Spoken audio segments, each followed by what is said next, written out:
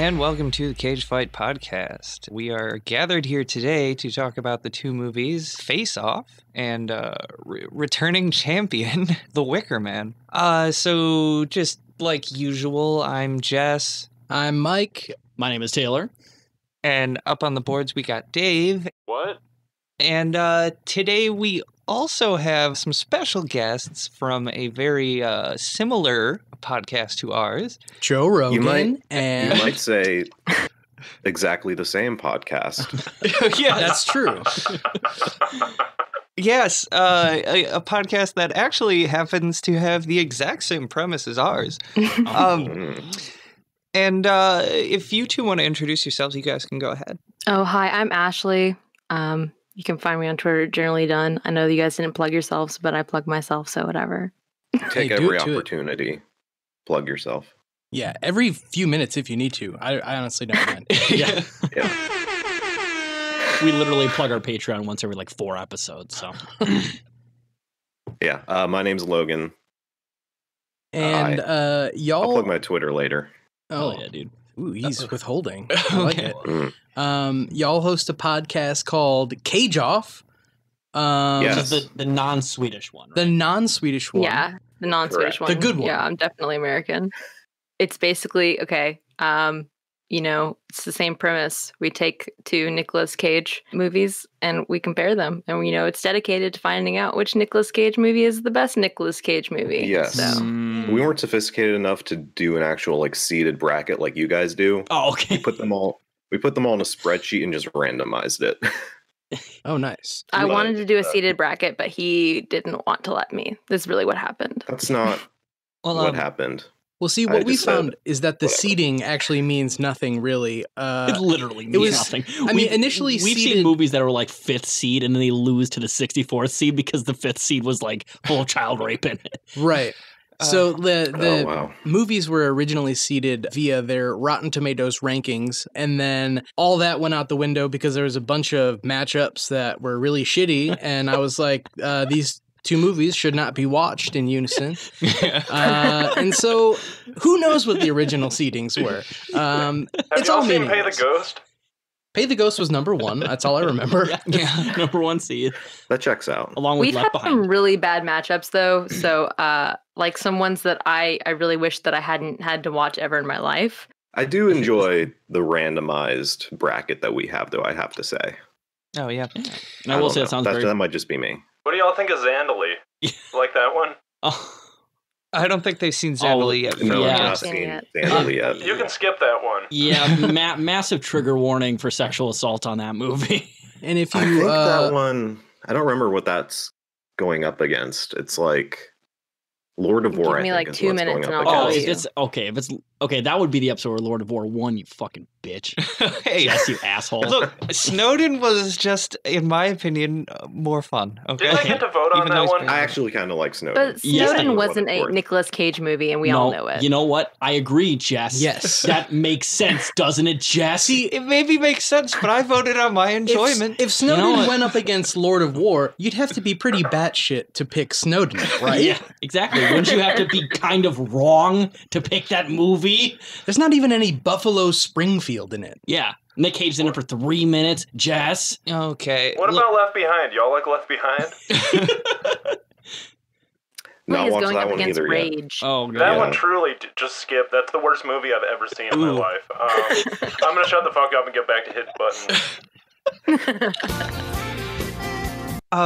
Yeah, Left Behind versus Rage. That's a doozy. That's a doozy. Those are both two of our favorite movies.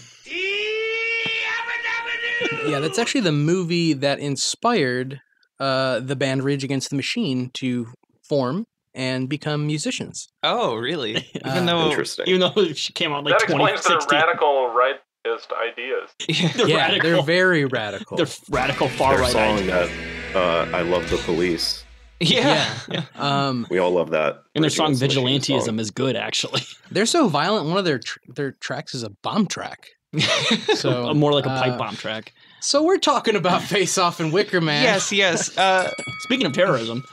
So I guess we can just start getting into things right now. And our first movie we're going to talk about is Face Off. And what a matchup this is. Yeah. Two Cage certified classics. Yeah, two titans of Seriously. Nick Cage. One, the meme champion, king of the memes, I guess. Which is unfortunate when you're trying to find good Amazon reviews and everybody's just like, the bees! Or How Did It Get Burnt? These are both fairly memey Cage films. I agree. Yeah. There's a lot of faces in Face Off that are just excellent for like still memes. Very German expressionist face there, and you can very clearly tell the influence on Nick Cage. And that's no shit. He's a very German expressionist inspired actor. So Yeah.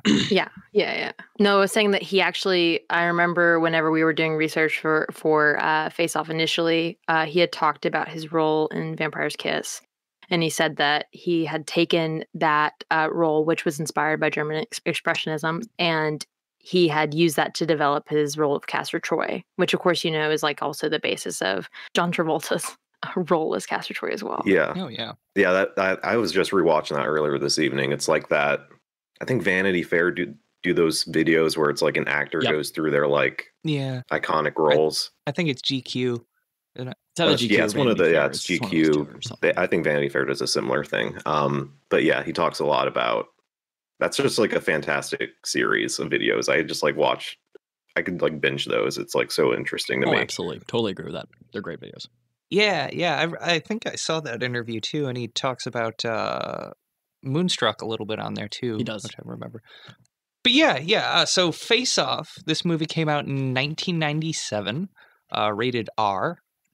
Directed by John Woo, and written by Mike Werb and Michael Cagliari. Attack of the Mikes, bitch! Yeah.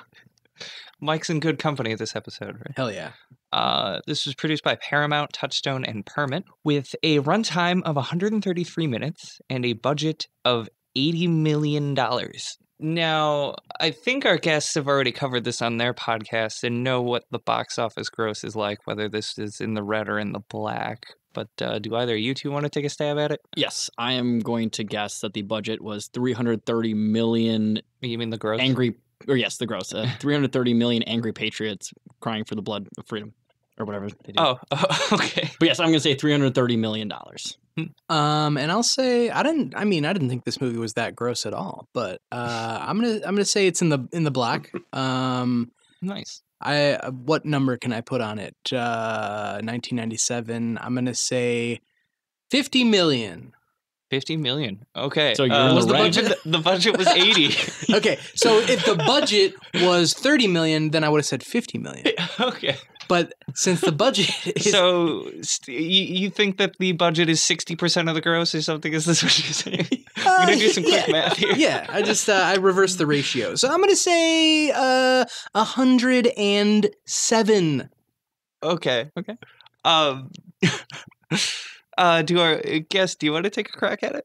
Or I don't remember specifically. I think it's in like the 140, 150 range, I think. That might be totally off. I'm going to say 187. It's in that kind of range. It in at 187.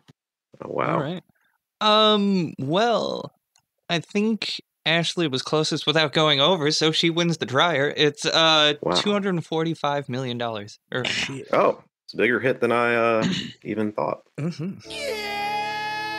Well, see, John Woo hadn't made the disappointing Mission Impossible sequel yet, and so people were still going to see his movies. He also didn't make Wind Talkers yet either. The best Nick Cage movie. Those are the two movies that follow this one, back to back. Mission Impossible 2 and Wind Talkers. And then he got the fuck out of Hollywood cinema. Pretty much, yeah. That was our first episode, wasn't it, Logan? Yeah. Our first episode was not random. We just wanted to do both John Woo, Nick Cage movies, so we did Faceoff versus Wind Talkers. That movie isn't good. Yeah. It's got problems. Not at all. Did you call that episode Meet the Woo 2? Rest in peace, Pop Smoke. And can we get a... Should have. You get a do on there, yeah.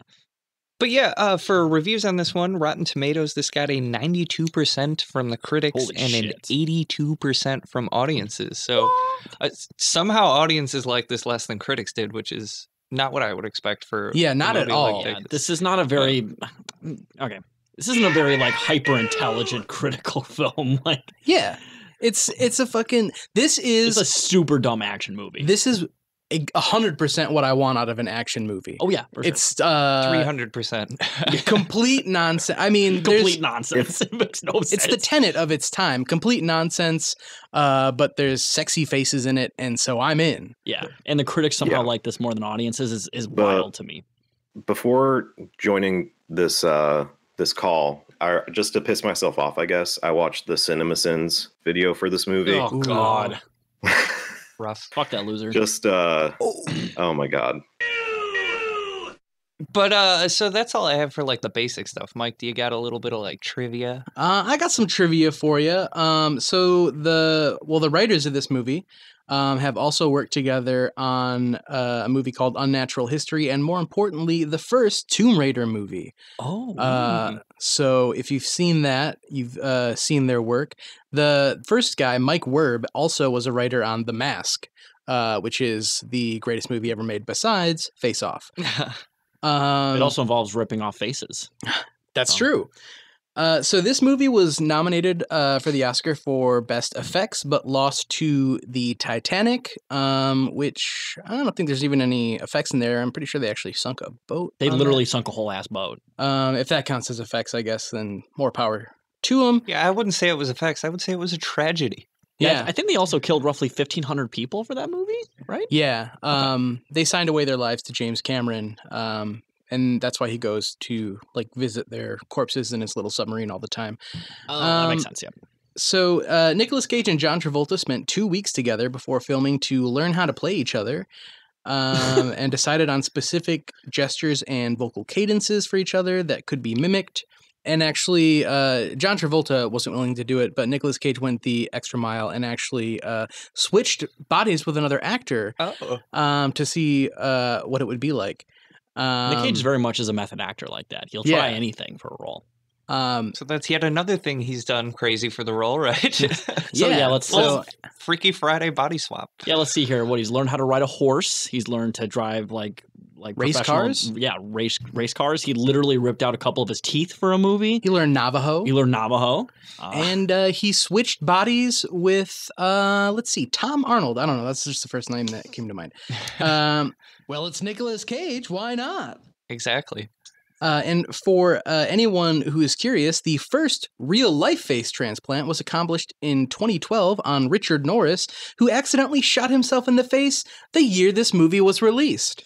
Oh, interesting. So roughly 17 years with no face. And then he looks like John Travolta and is in the movie The Fanatic. So The Fanatic. There's a lot of people in talks to star in this movie. The main two were Arnold Schwarzenegger and Sylvester Stallone, which would have been incredible. I don't imagine that being a very good movie. There's just something about that I don't think that would work very well. I mean, I think it would have been fun, but I don't know. I like this movie as it is. I like it as it is too. I wouldn't change it. But if I could change it, I would put Sylvester Stallone and Arnold Schwarzenegger in it for sure. If you had to. Steven Seagal. Steven Seagal as Castor Troy's brother. That would actually, I'd be fine with that. A fun exercise to do, like a mental exercise, is to try to cast like a modern Face-Off. Like, what two actors would you swap like today? Ooh, that's I don't really have a good answer. But I think Michael Fassbender has to be one of them for some reason.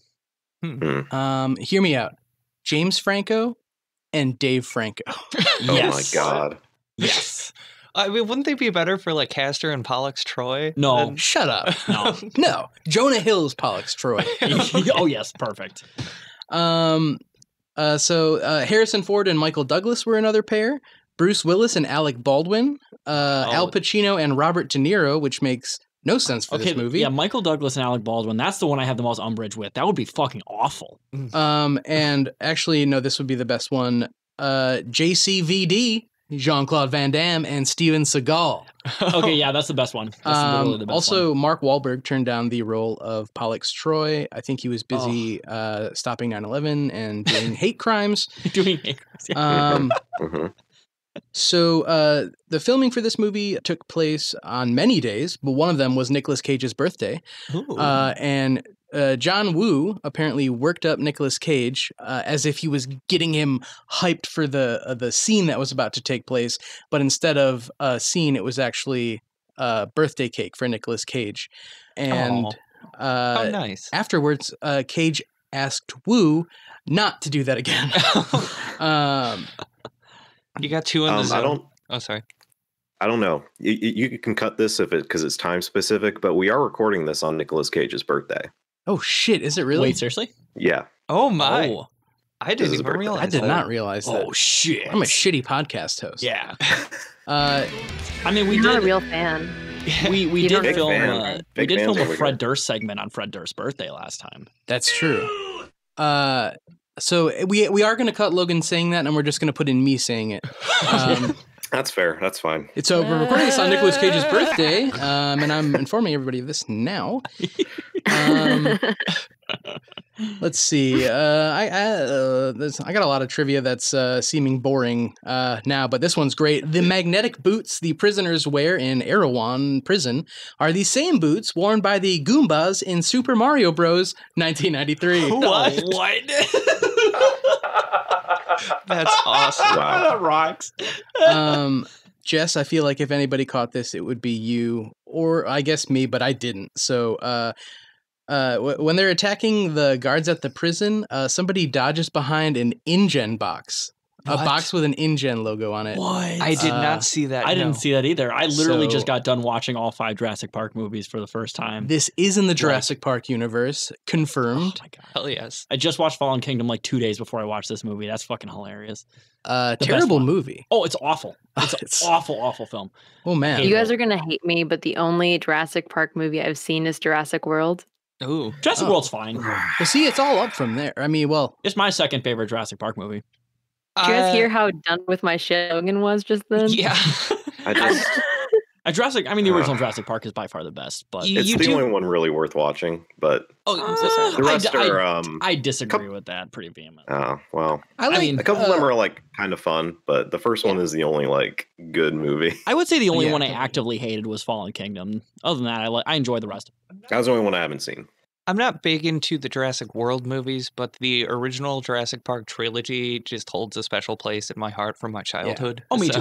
I fuck with 2 and 3. Yeah, I fuck with 2 real heavy, but 3 is okay. You know, 2 gets an unnecessarily bad rap. 3, I think a lot of people don't like it, and that's fair, but I do like it. And having rewatched 3 recently, it wasn't nearly as good as I remember it being.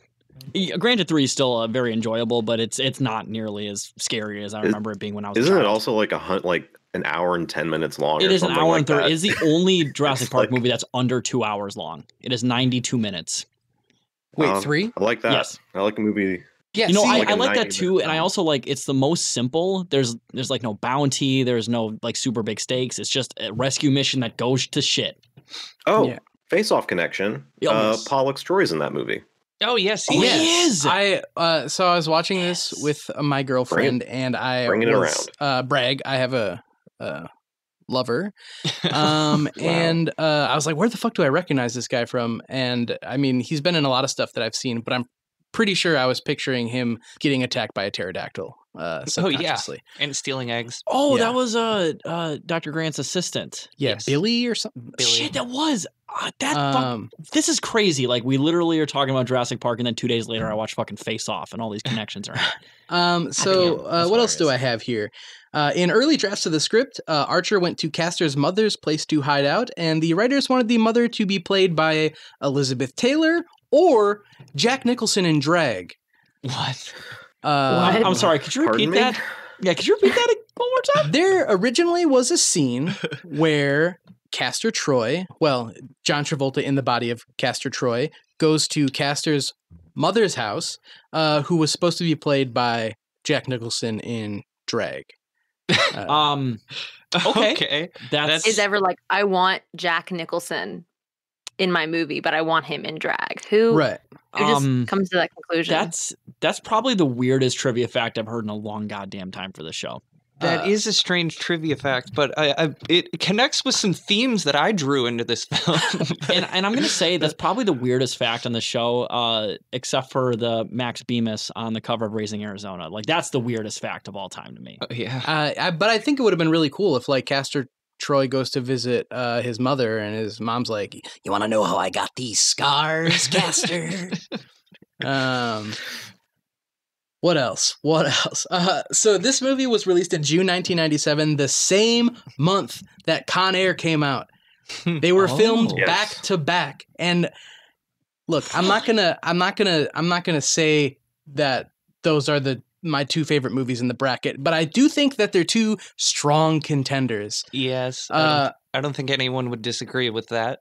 So that's he a was wild in run. his zone, apparently. Yeah. He was in his zone. In one movie, he just needed the mullet, and in the other, he needed his golden guns. Exactly. Nicolas Cage didn't want to play the villain in this movie, but then when he found out that he was actually going to be playing the hero, technically he was in, apparently. So the last bit of trivia I have is that the boat chase at the end of the film was originally intended for the John Woo film Hard Target, starring Jean-Claude Van Damme. Ooh. And that's it. I legit thought you were going to say Hard Boiled, and I'm like, Hard Boiled came out way before this movie. Hard Boiled, Hard Target, and Hard Wind Talkers. It's a trilogy. The Hard Trilogy. Oh, well, I guess with that, we can move on to like a plot summary. So normally I would refer to the characters by the actors that are playing them, but that's going to be a little difficult. Here's delineation I had. So, of course, there's John Travolta and Nick Cage. Yeah. When they switch bodies, I call them John Cage and Nick Travolta. Okay. But which is which? So John Cage, Yeah, true. Good John question. Cage is Castor Troy in the body of John Travolta. That's just a lot. Where it is, but that's how I put it in my notes. In my notes, what I did, I said Travolta Troy. Troy Volta is and, what I put. Yeah. Cage Archer. Because we were having this difficulty when we did our episode about Faceoff about how to like refer to them. Yeah, and I like I said, I just put it as John Cage and Nick Travolta. Wait, John whatever Cage, works for you. You know. Yeah. Oh yeah, I'll work through it. I think I got it down in my notes a little bit here, but I refer to them as the one who wants to bang Archer's wife, but not his daughter, and then the one that wants to bang his wife and his daughter. oh, That's good delineation. Anyways, so this opens with a flashback scene in which a mustachioed Nicolas Cage, who is playing Castor Troy, shoots Sean Archer, being played by John Travolta. So yes, audience at home, the first 2 minutes of this movie literally features the death of a violent death of a child. Yes, Just to let you know. right off the bat. Getting off to a good start here. That's how I knew I was going to love this shit. Well, and actually, not spoiler. Oh, but the big gulp in his hand is my favorite part. Yeah. Oh yeah, he's Just Nicolas slurping Cage on that thing. laying there with a sniper rifle, looks through the scope, and then leans over to take a drink out of his big gulp. Fucking iconic. Oh, I wanted to ask you guys if you guys could break a disagreement that Logan and I had on our podcast. Okay. Is this a What are you park going to or say? is this a carnival? Because it has a what's it called? A merry-go-round? Has a merry-go-round. Merry-go-round. And parks don't have merry-go-rounds. But it right? looks like a park. But So the Carnival style merry-go-round. my hometown In a had park. an amusement park literally right next to like a public park. So I think it could be both. Like literally you see a carnival ride and then like 10 feet away there's like swing sets and shit. interesting. So I think it's both. I don't know. Or it could be a traveling like fair. you Could know? be. Well, like it's a church festival and they set up in a park. I don't Yeah. know. It could. Nicolas Cage. Why not? Well, as we all know that Nicolas Cage in this movie is a man of God. Yeah. They should have called him Pastor Troy. I'm gonna go with this being a carnival first and foremost because I feel that when you put a carousel into a place, it just kind of default becomes a carnival. Yeah, That's true. I feel like I'm with you exactly. maybe Exactly. Castor Troy like constructed a carnival to lure Archer and his son, and then he was like, "I'll kill one of them." So that's the thing, Jess. So anywhere with the carousel, you said becomes a carnival. Yes. So what would you call the carousel at House on the Rock then? I don't know. I haven't been even. You should. should be an actual Wisconsinite and show up to Wisconsin shit, dude. Nope. All right. Thanks, Scotty. So the Blink 182 song Carousel, does that make the album a park? Or I don't know. Yeah, that's a carnival. Anyways. Well, it's Nicolas Cage. Well, I mean, to be fair, modern day Blink 182 is a pretty clown shoes ass band. So. Oh, damn. Shots fired. Taylor was the pilot of Travis Barker's plane that went down. Yeah, I almost killed DJ AM. So. Anyways, okay. Now we cut to the present day of 1997, which is the year that it is currently. Yeah. Man, let me tell you, Will Smith, he's the best rapper around. Oh, yeah. So Archer is now on an anti-terrorism team. He probably was in the past, but now we see he's like the head of a team there trying to figure out what Troy is doing and where he is to capture him. At the same time, we also see that Castor Troy is loading up a church with explosives while dressed as a priest. No, that was at the LA Convention Center. Oh, yeah, it was the LA Convention Center, but they had a religious service there. And he's a headbanging priest who loves just grabbing girls' asses. Yeah, that part was odd, but yeah, other than the ass grabbing, this movie is like fucking going a mile a minute at this point. Oh, yeah. Which I do have a problem with that scene because first off, Nick Cage is playing a priest and he's clearly grabbing a grown woman's ass. Priests don't do that shit. They do it to children. Oh God. Yep. She looks not like an adult. She could be towing the line. She could be towing. It's either way though. Well, he's not really a priest. So. Okay, that's true. Yeah, he's all like, bets are off, really. Yeah, he's like, and to be never mind. We'll get into that part later. But something I noticed about the church is that there's a sign outside, which Logan told me that I pointed this out because I'm in law school, whatever. But there's an ABA convention happening, just like conveniently happening a week from then or whatever, and that's what they're talking about when they say, "Oh, important people will be there." It's the ABA conference. It's on the thing. And for those who don't know, the ABA is the band that did Dancing Queen. Yes. Just missing one of their members. Yeah, I did see that sign that said the American Bar Association was going to be there. So then we see after that scene at the convention center that Castor Troy is meeting with his brother, Pollux Troy, at the airport. And it is there that Archer's team begin to chase him down in his private jet before it can take off. And after the ensuing shootout, Troy is captured, but he tells Archer as he's being captured that there's a bomb about to blow up somewhere, but not where. So you're not even gonna mention the I could eat a peach for hours. Oh God. No, I just wanted to. I wanted to. And also his outfit walking up to the plane. There's is a like lot the most to talk iconic. There. So is it just me, or is this the first movie where a character prominently talks about how much he eats ass? Also, this has got to be. You were talking about the outfit, like when he's getting on the plane, right? Or, yeah, he's wearing like a long leather duster, like a red leather duster with like these douchey ass sunglasses, and he like walks up and they open up the like, box. Dung, dung, dung, dung. That outfit So is good. like top 5 for me. Oh yeah, he looked so fucking baller. And he's got the gold guns too. Yeah, just too, like personally engraved too. It looked like this is the serious Cage drip. There are not a lot of times where he's dressed this fancy. Yeah, he looks like the '90s version of fucking Travis Touchdown from the game No More Heroes a little bit. He's not at his hottest, but he's at his flyest. Yes, for sure. He's pretty fly for a white guy. Yeah, I would say like early '90s, late '80s Cage is hottest Cage. In my opinion. Yeah, totally. And but the flyest Cage, of course, is '90s, early 2000s Cage. We as a show, I think, can unanimously agree that the hottest Nick Cage ever was probably from Red Rock West, right? Red Rock West. No. Yes. No, he's really hot in Birdie. Did you see him lifting those weights? Oh, that's true. And you know what? We also agreed on the show that Birdie is the best Nick Cage movie. Look, I was the sole person who we voted actually for that legit stand Birdie. So. Oh no, I voted for Birdie too. You did, but then you switched immediately over to Next. Yes, just so I could piss you off. Yes, although I did like Birdie more. Listen, I'll take buff Nick Cage, tarred and feathered any day. Oh yeah, no, it's true. Yeah, I don't blame you for that. I mean, in that scenario, he's literally hot because Tar is very hot. For me, I just wish Matthew Modine would hang a little more dong. Yeah, me too.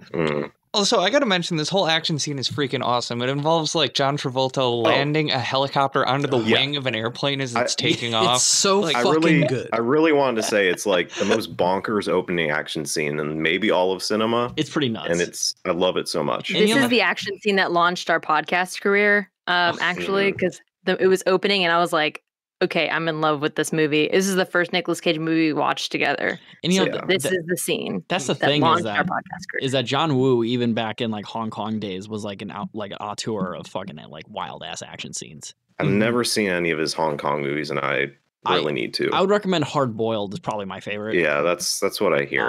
That movie has probably dropped more bullets than has existed in any war. Like there's so much. Did you get that stat from Lord of War? Yes. Yeah, even when you can see the wires and the obvious stunt doubles, it just like adds to the charm. It's like, I agree, totally. It's so fun.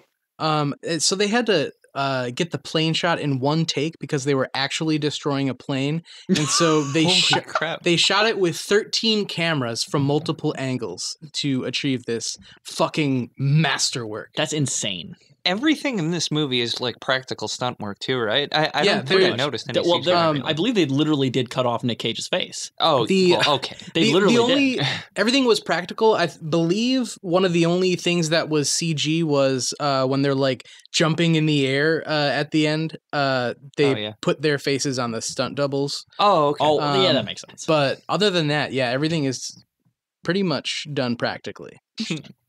So after this amazing little action sequence, they begin to interview Pollux Troy, Castor Troy's brother, who I want to say they did an amazing job of making him look like just like Nick Cage. I feel like he really looks like his brother. I feel like because that actor doesn't normally look like that, especially seeing him in Jurassic Park 3. Yeah. Yeah, he was definitely a little bit scummier in this. And for sure. Mark Wahlberg would not have worked at all. No. So thank God for that. He's really like mousy and like just like conniving. Mm-hmm, for sure. He reminds me of a guy I dated in college, honestly. I'm sorry. Logan? No. I'm like freaking John Travolta.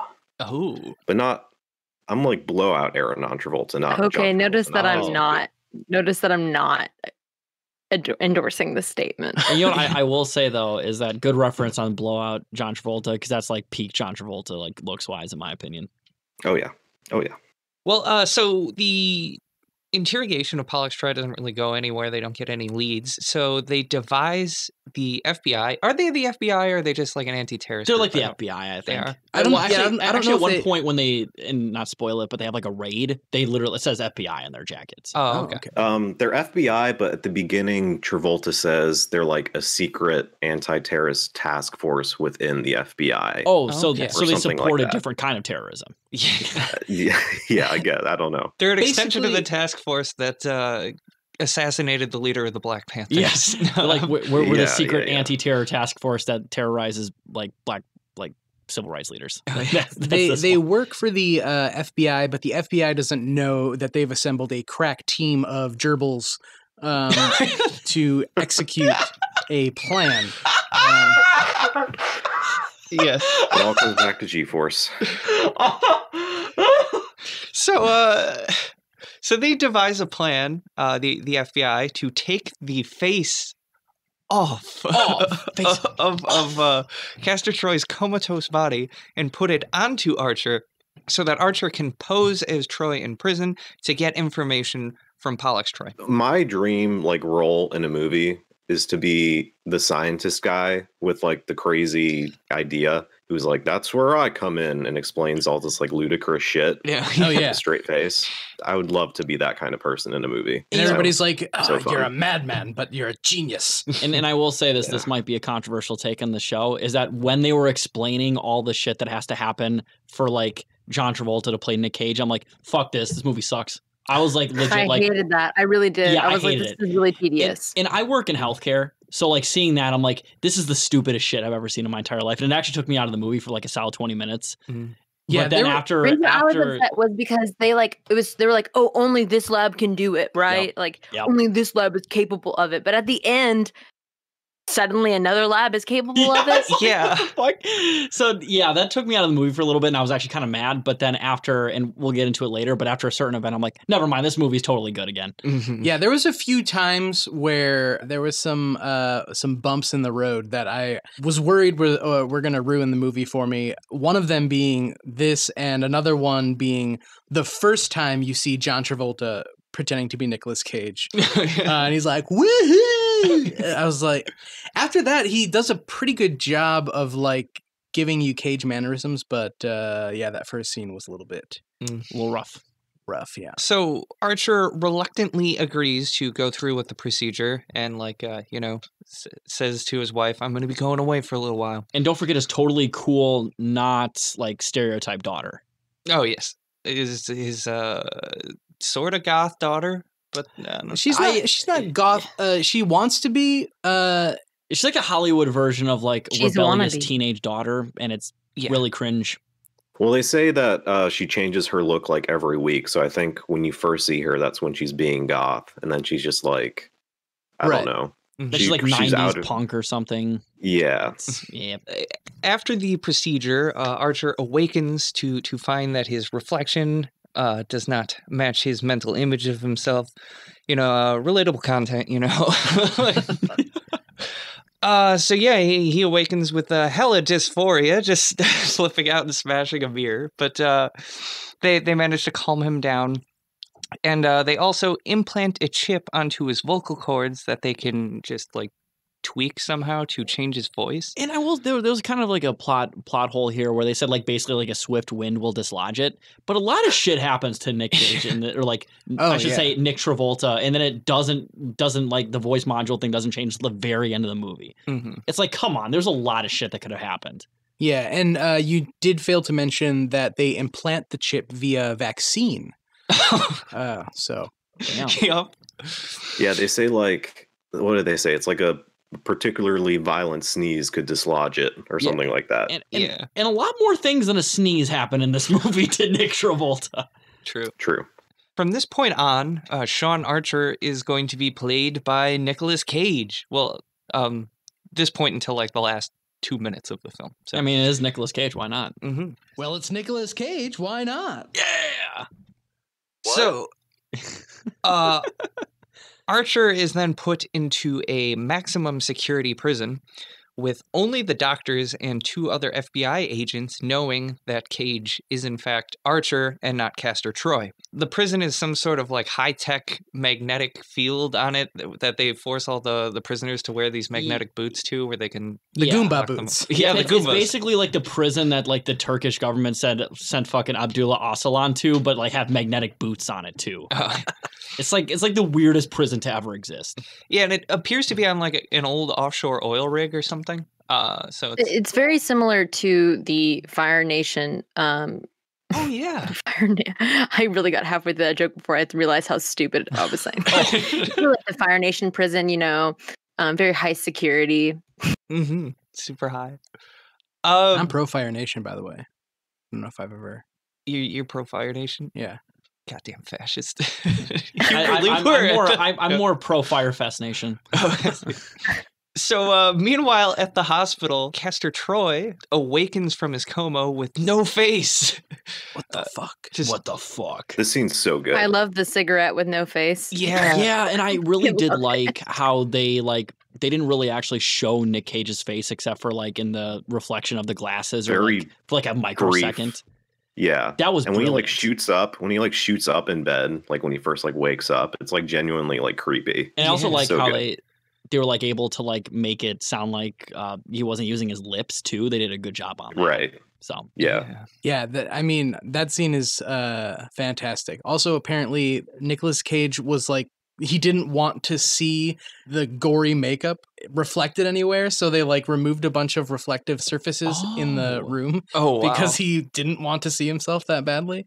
And you can see it in the reflection of the glasses. It looks pretty fucking gnarly. Yeah. The way he sat up reminded me of Nosferatu. We were talking about earlier how he had a lot of influences, and he was talking. He talks a lot about how he channels Nosferatu a lot. So when he sat up like that, I think that's what he was trying to channel. I could totally see that too. But yeah, so he awakens from his coma with no face, and he sees Archer's face in a glass container, and starts making some odd shrieking noises. Yeah, that was. I love it though. I don't know. It's great. I mean, to be fair, what would you sound like if somebody ripped off your face without any anesthetic and you woke up from a coma? Yeah, I'd make some pretty weird ass noises. I'd be chill as hell. Yeah. But he calls up his peeps, and they kidnap the doctor who performed the procedure and force that doctor to put Archer's face onto Troy's body. And from now on, Castor Troy is played by John Travolta.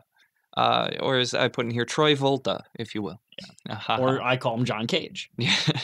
Now, that's the guy who made 433 and all the prepared piano stuff. And Hey, Yeah, it's John Cage. I'm confused already. So. There we go. I'll cut that bit. There's like 4 people that'll get it. Anyway, I get it. Through his chats with Pollux, Archer discovers that the bomb is in the LA Convention Center. Oh, and don't forget too is that John Cage kills everybody involved who knows about the face transplant. Oh yeah. Yeah, so nobody knows that he switched bodies. Oh no.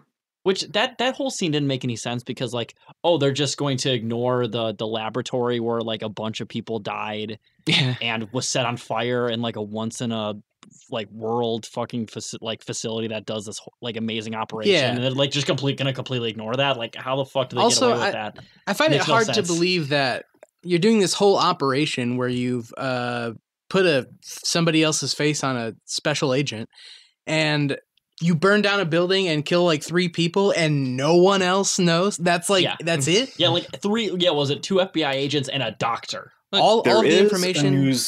He does show Travolta or, oh God, Sean Cage, a newspaper article saying that the lab burned down.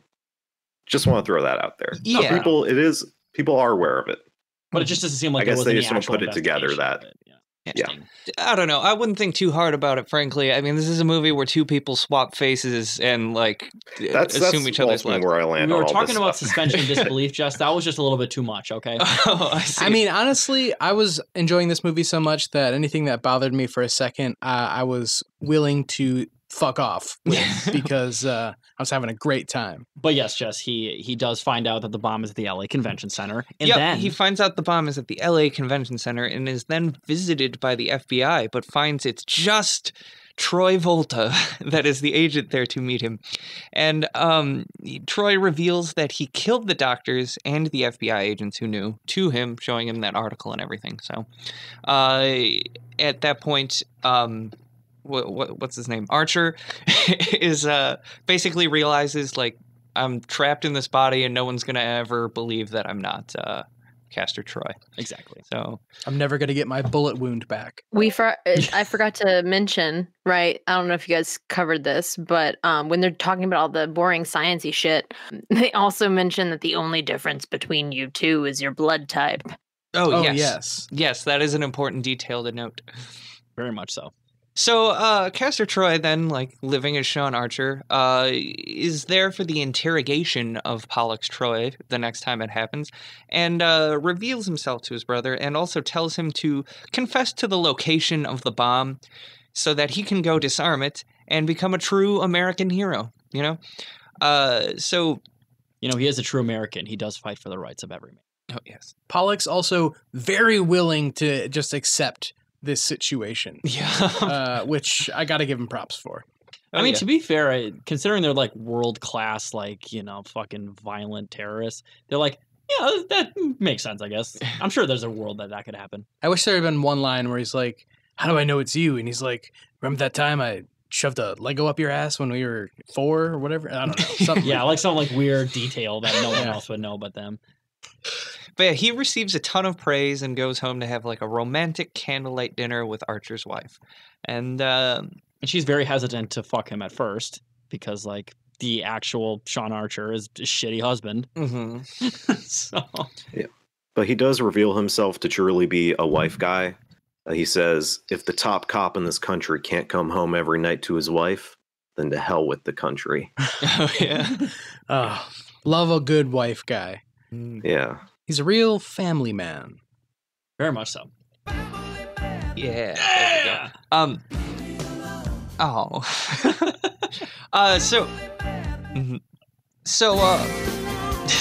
Okay, what have we unleashed? No. I'm gonna be here all night, baby. Meanwhile, Archer discovers in the prison that they remove the magnetic boots from the prisoners before they give them electroshock therapy is like punishment. It's to be fair, electroshock treatment historically has been used as like a very extreme form of behavior modification. Yeah, mainly in people with like severe depression. Mm-hmm. Yeah, but if they in here with the science, a little more science for you. After they put the boots back on them, they actually give them a mushroom to make them bigger. Make sure it's not a poison mushroom; it'll make them smaller. Yeah, that's real science. That is. So when he realizes that, he's like, I gotta get in that room. And he beats a guard until he's hauled in there, and then makes his escape. Oh, and don't forget, the doctor who does the electroshock was played by Joe Bob Briggs. Dude, I flipped out. I can't believe I forgot about that. Yeah. He looked way younger than I would expect him to look in 1997. Yeah, he really did. He's so old now. He looked like in his like late 20s, early 30s or something. I've now seen him in 2 movies, I can say. Looked at his filmography. He's actually been in a shit ton of movies. He's in Casino. He is. Wait, who are we talking about? Joe Bob Briggs. He hosts a show on the Shudder app. He used to host a show on like TNT. He was like TNT back in like late 90s. He's a horror movie guru. And yeah, he does this thing called The Last Drive-In where he does like interstitials and factoids about horror movies and stuff, and he rules. He first came to my attention when I watched Angry Video Game Nerd. Oh yeah. Oh wow. So. Yeah, I wanted to call out in like the prison segment, John Carroll Lynch is like the main guard guy. Oh yeah. That guy looked really familiar, but I couldn't pinpoint. He's just like he's in Fargo. He's just like great character actor. Yes. Yeah. He's in Zodiac. I was like, I've seen that. Was he the guy who played the serial killer in Zodiac? Like, allegedly. Alleged guy, yeah. Oh yeah. Yes. He's Arthur in Lee Fargo, Allen, and his business partner in Fargo is also in this movie, which I noticed. That's John Travolta's boss. He played the father-in-law. Yeah. Yep, and he's also. I just watched him in the Jeff Daniels picture Escanaba in the Moonlight, which is. Is the movie actually set in Escanaba, Michigan? It's set in Escanaba. It was a passion project of Jeff Daniels. He because I think he's from Minnesota or something or somewhere. Well, Jeff Daniels was literally the face of like Michigan state tourism for years. Oh yeah, Michigan. It's weird, but yeah, this old white guy. Yeah. Anyway, so he makes his escape from the prison, which also involves him swimming all the way back to shore from that scene really bugged me because I'm like, there's got to be like a million helicopters. There's no way he could hold his breath underwater for a couple miles of swimming or something. He was strategic about it. He kept going down and coming back up. Look, it's movie logic. Just appreciate the fucking explosions, all right? First off, no 45-year-old man is able to swim that much for that long. Well, hey, come on. We know that he's good at going down and coming back up. Anyways, back in L.A., Archer goes to the hideout of an old accomplice of Troy's and tells the dude that he needs his help to get Sean Archer, air quotes, and he says once they kidnap him, they will take his face off. Take his face off. And they really belabor this point for about a minute and a half, which to some people might be over the top, but to me it was exactly what I wanted. No, it was hilarious. I loved it. It's really the hand motion that sells it. Oh, yes. They do that hand motion a lot in this movie, too, I've noticed. They'll go up to random characters and, kind of swipe their hand over their whole face. Travolta does that to his... Well, I mean... That's his family's thing. Yeah. That's the thing that they do. That's how they know that it's them. That's their little tidbit that only they know, Yeah. They don't actually, I don't know why they don't mention this, but the whole family is blind, so they got to feel each other's face. Archer also sees Castor Troy's baby mama and 5-year-old kid, and he gets a little creepy with the kid, remembering his baby own mama played by Gina Gershon. Gershon. Returning cage fight player, I think. Inconceivable. Yeah, she was also in Showgirls. That's his wife.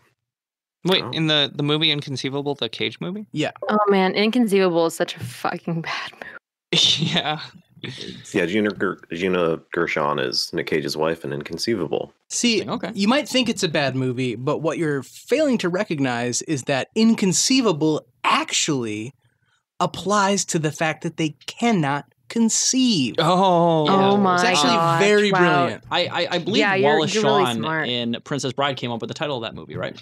Yeah. If you listen to our episode on Inconceivable, like we literally had an argument for 20 minutes about the feminist problems with Inconceivable. Right. So that's the thing. To be fair, there are a lot of feminist problems in most Nick Cage movies. That's absolutely. True. Yeah, like him grabbing a young girl's ass at the beginning of the movie, and we stand a problematic daddy on this podcast. In the middle of that meeting with the 5-year-old child of Troy, the cops show up and raid the place, and a huge shootout ensues. Castor Troy shows up there and shoots his own former partner, but, still looking like Sean Archer, while apparently trying to kill his own son also. It looked like he was going to shoot him, but I don't think he knows that that's his son. I don't know what I'm rambling about here. He just loves killing kids. Yeah, he just likes killing kids. Okay.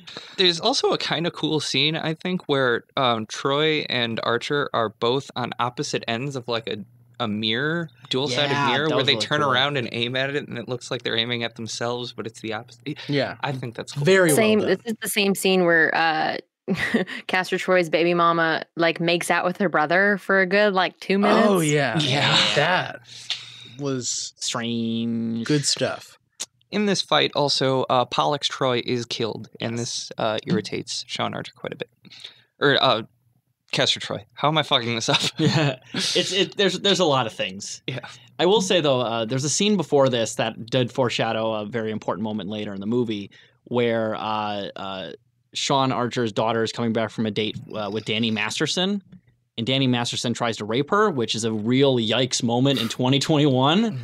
Knowing it's a real life meets art moment. Yeah, and I don't think that's just a yikes moment in 2021. I think that's just a yikes moment. Well, knowing what we know about Danny Masterson now. Oh, okay. Yeah, because he's like a real life rapist. Yeah, 3 women at least. Well, before I saw this, before this happened, before the Danny Masterson thing happened, right? I totally thought that Castor Troy was gonna hurt or do something bad to the daughter. I was worried about some weird rapey vibes there. So I'm glad that he saved her from a rapist instead of doing something horrible to her, because that would have been. And then gives her advice about how to deal with future rapists. The knife and twist, and that comes in handy later on. Yes. Mm-hmm.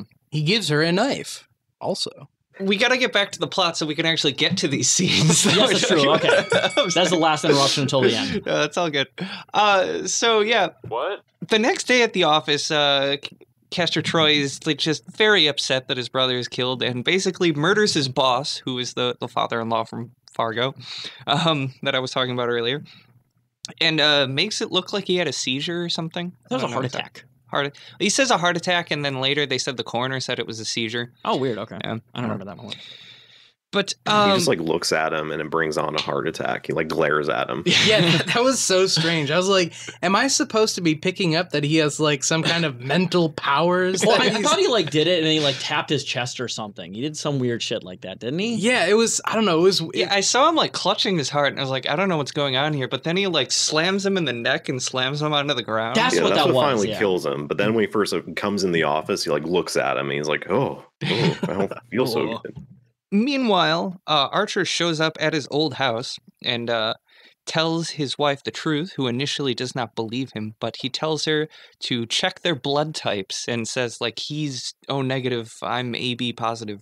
So that night, she somehow inconspicuously manages to take a blood sample out of Castor Troy as he's sleeping. It looks like a pen syringe. Yeah. I don't understand that. It looked like an EpiPen, but somehow she draws blood with it. I don't know. Yes. I also don't know how you're going to stab someone with a needle and draw blood from them without them kind of waking up. Yeah, especially in the back part of the arm like that. You'd feel that in the tricep. You really would. But whatever. It's all good fun. She checks it in her lab because she is a doctor, and it is confirmed. After that, she meets again with Archer, who still looks like Castor Troy, who looks like Nicolas Cage. And she's still a little iffy on it, but to finally fully convince her, he tells her the story of their first date. And she's like, okay, let's work a plan on how for you to get this motherfucker. Let's get his ass. So she literally uses those words. Mm-hmm. Yeah, get his ass. So she arranges a plan to bring Troy to Archer's boss's funeral, where Archer will show up and confront him. But once the place clears out, the two have a face-off. Face off. Yes, and Troy was tipped off to the whole thing, it seems, and holds Archer's wife and daughter hostage. And Troy's baby mama, Sasha, also shows up, along with many of Troy's henchmen. And it seems like a bunch of people there don't know who's who. But a shootout begins, and everybody but Troy, Archer, and Archer's family is killed in it, which is convenient for the plot. Yeah, I was going to say very convenient for John Travolta in this movie. So, yeah. I thought you were going to say it was really funny. It was very funny, though, too. Troy flees down to the harbor, and the two get into a speedboat chase. And I just have a note here that says jumping one speedboat off of the cop boat is fucking awesome, is what I have written here. It's pretty fucking cool. Yeah, so they crash the boats onto the shore and get into hand-to-hand combat. Cornered, Troy begins to, like, mutilate his own face with a knife in order to, like, fuck over Archer, I guess. But Archer kills him with a harpoon gun, and he yells, like, die! He doesn't. It's fucking incredible. It's very odd. It's a very odd delivery. I love it. He just really wants him to die. So they're taken to the hospital afterwards, and their faces are swapped back. Archer returns home, fully Travolta again now, and now with Troy's son. Yeah, literally kidnaps a child. Yeah, as that kid, and they're going to raise him together. And I do have to say, real revenge moment. It's like, you kill my kid, well, I'm going to take your fucking kid. If I were Archer's wife, I don't know that I would ever really be able to get over this experience and see this person in the same way again. Well, also don't forget that the man who killed her child also raped her. Yeah. It's like, what the fuck? Well, and just to have to be reminded of that every time you look at your husband, because the guy who did all that was your husband when he did it. Yeah. But, like, it's fucking wild. That's a marriage ender, I feel like. Yeah. That's a certain marriage situation I think we can all relate to. Mm-hmm. But anyways, that's the whole plot. And what's everybody think of this movie? So one thing, if I may go first, the one scene that you missed that I thought was funny. Yeah, was I realized I thought I took notes on that. Oh no, it's okay. Scene before, but the standoff scene, fucking Nick Travolta is choking John Cage, and it breaks the like voice modulator thing. Oh yeah. So they both have the same voice. And the daughter has a gun and she's like holding him up like, hey, which one is you? And she chooses the wrong one and shoots him in the arm. Mm-hmm. And then, of course, John Cage takes her hostage and he's like, I'm going to kill you, blah, blah. And she takes the knife and stabs it in his leg, which is a great callback to that scene earlier. Yeah. But his own advice got used against him. He tried to be the good guy and she fucked him over. That was a nice little... She's really the villain in all this, I think. All right. But yes, thoughts on this movie? Flawless, 10 out of 10. I fucking love this movie. This movie fucking... It's really good. Slaps. Yeah. I think this movie's great. I will say the science, though, it did piss me off for a little bit, but I learned to live with it. Annoying. Yeah, I learned to live with it after a little bit. So. Look, it's too fun to not live with it. That is true. I cried at the end. I sobbed. Oh, really? I thought it was so beautiful that you guys made fun of it, but I really thought it was so beautiful that his relationship with a son was restored at the end. His broken heart had been healed or whatever. I will agree with that, but there is just so much trauma that's not been fucking. And you really don't want to think about the implications of everything that's happened. Like I said, and what first might happen in the future. Yeah, John Travolta kidnapped a child. John Travolta's wife was raped. Did he kidnap a child? Because it's an orphan. No, but I think he still though. I don't think the orphan really had that much of a say in it. Let's be fucking honest here. Well, they only had one choice, and they were going with the guy who killed their parents, essentially. And yes, and like I said, John Travolta's wife was literally raped by the man who killed her child. And her daughter was also kind of harassed by that same man. So a lot of shit happened. A lot of horrible shit happened. I think that requires years of therapy. It would be cool, albeit a little uncomfortable, if he taught this new kid to like all the same stuff that his old kid liked. Yeah. Oh God. Like your favorite movie's Toy Story now. You know what? It's like fucking Sleepaway Camp, except without as much emotional trauma. Exactly. I guess. We shall not mention Sleepaway Camp. It's a good fucking movie. All right. It's one of my favorite horror movies. I'll just say that much. But yeah, no, I thought this movie is great. The action scenes are really fun to watch. They're so well done, and this I don't know, it's just goofy fun. It has some of my all-time favorite Cage facial expressions, which great.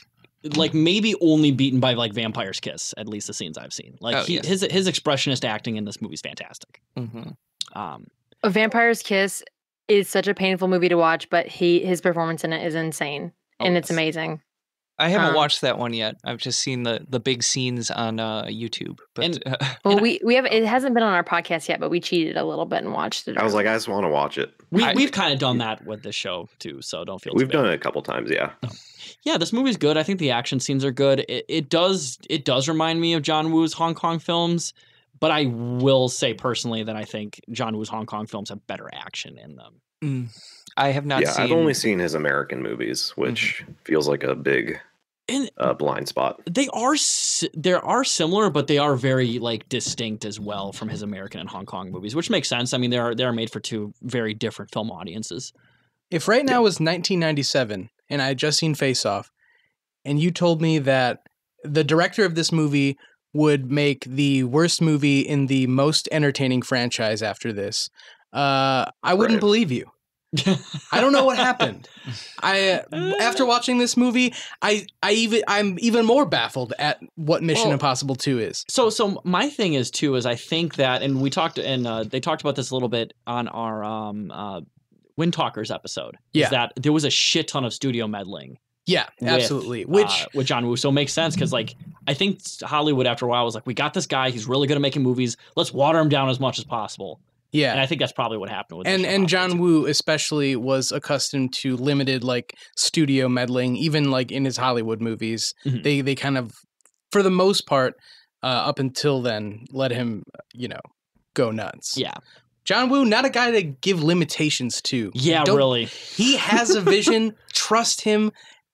Just let him do his thing. I would say that Nicolas Cage for a career was also like as an actor was limited a lot more than he was in his early career, and I think that has a lot to do with why his movies went down in quality in the late 2000s and 10s and kind of now. Yeah, that's a good point. Yeah, that and the fact that I think towards the 2010s he just seemed to take any role that was offered toward him. Yeah, at peak bankruptcy. I was gonna say exactly. There's 3 letters for why that happens. IRS. Well, it's Nicolas Cage. Why not? Exactly. Yeah, but this movie's really good, and I enjoyed this quite a bit. Very good movie, and I was honestly though expecting the science to be a little less stupid for some reason. It's a movie where 2 people swap faces. Like, I just based on the premise alone, I knew there was going to be some goofy shit. I legit thought there was going to be like some weird, like we're going to do some, like Hollywood makeup shit. I didn't like literally think we're going to rip off this person's face and do like weird nanotechnology, and then we're going to give you a voice modulator and all. And I'm like, dude, there's just too much shit going on. When I first heard the premise for this movie, I was like, there's no fucking way that this is a movie that was made. Yeah, it sounds so insane. It's not really a movie that would exist in Hollywood in like the late 90s. Yeah, it doesn't seem like it. Especially a big blockbuster. Yeah, but it happened, and I'm very thankful for it. And I will say, I think it is really cool that Hollywood decided to do an R-rated version of Freaky Friday. Mm-hmm. Yes. I would say... this is a guy version of Freaky Friday. Freaky Guy Day. Yeah, Freaky Guy Day. Which one is better, Freaky Friday or Face Off? That's a good question. This movie, okay. I just recently watched the Jamie Lee Curtis, Lindsay Lohan Freaky Friday, which I know is not the original, which I have not seen. But that movie, it holds up kind of. It was a lot of fun to watch. I watched it for the first time like last year. It's honestly a pretty good movie. There was a scene that I like actually cackled out loud at, which I was not expecting. Good movie. I will say though, is that this movie is inarguably less racist against Chinese people. That's true. That is true. But it's a trade-off. It's less racist, but it doesn't have Jamie Lee Curtis. That's true. So, does anybody else have anything else to say about their thoughts on this movie? Or What?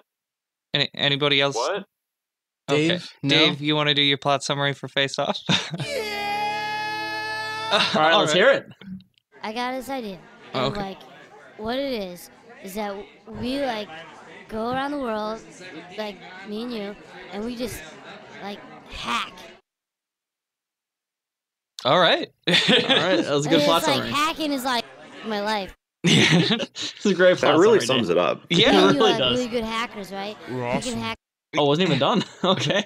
very good hackers. That is kind of what this. They hacked body modification. Yeah. They hacked contemporary technology in the year 1997. Yes. We like could make money off of this or something I like say medical science. Yes. hack.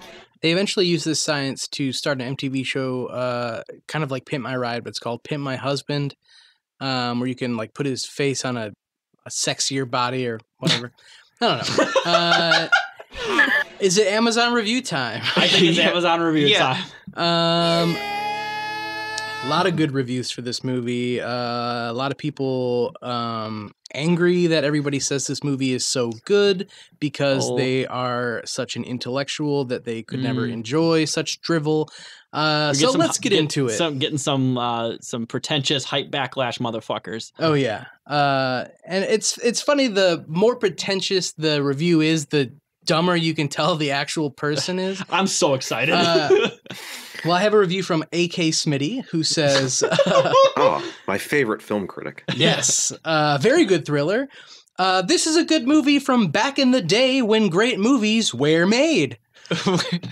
A mixture of science brought to the screen with Hollywood fictional flair. The kind of think that propels young minds to create great futures by taking the theoretical and making it a practical reality. This movie has the components that cause one to think while enjoying an entertainment ride of a lifetime, with the occasional toe dipping into the world of the seriously brilliant but disturbed mind of Psycho that keep us on the edge of our seats. Very well cast with superior acting. 5 stars. That was a 5-star A.K. Smitty review. don't miss.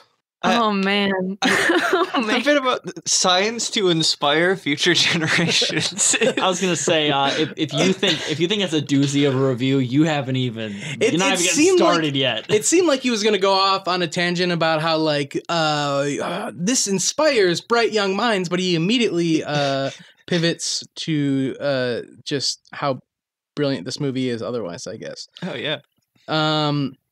I have a Psycho review. who keep you on the edge of your seats. That was my favorite. Yeah, exactly.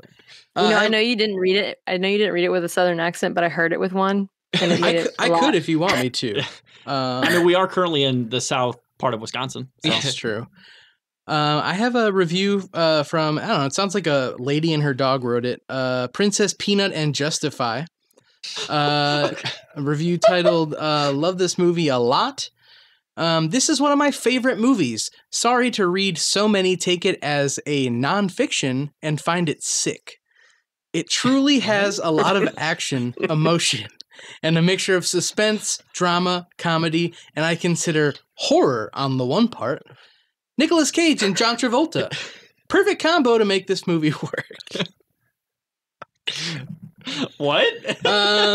So yeah, there's a lot of people who will think that this is a work of non. This is a biographical film. It's a very biographical film, yes. And those people think this movie is a little too disgusting. What? Sickos watch this movie and they're like, did this happen? I think my mom still believes Paranormal Activity is real because I told her it was.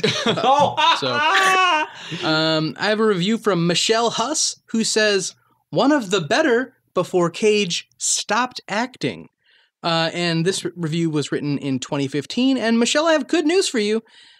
He didn't. I saw Primal recently. He was very much acting in that movie. Yes. Well, I mean, I guess maybe they were trying to say this is the last movie he did well in.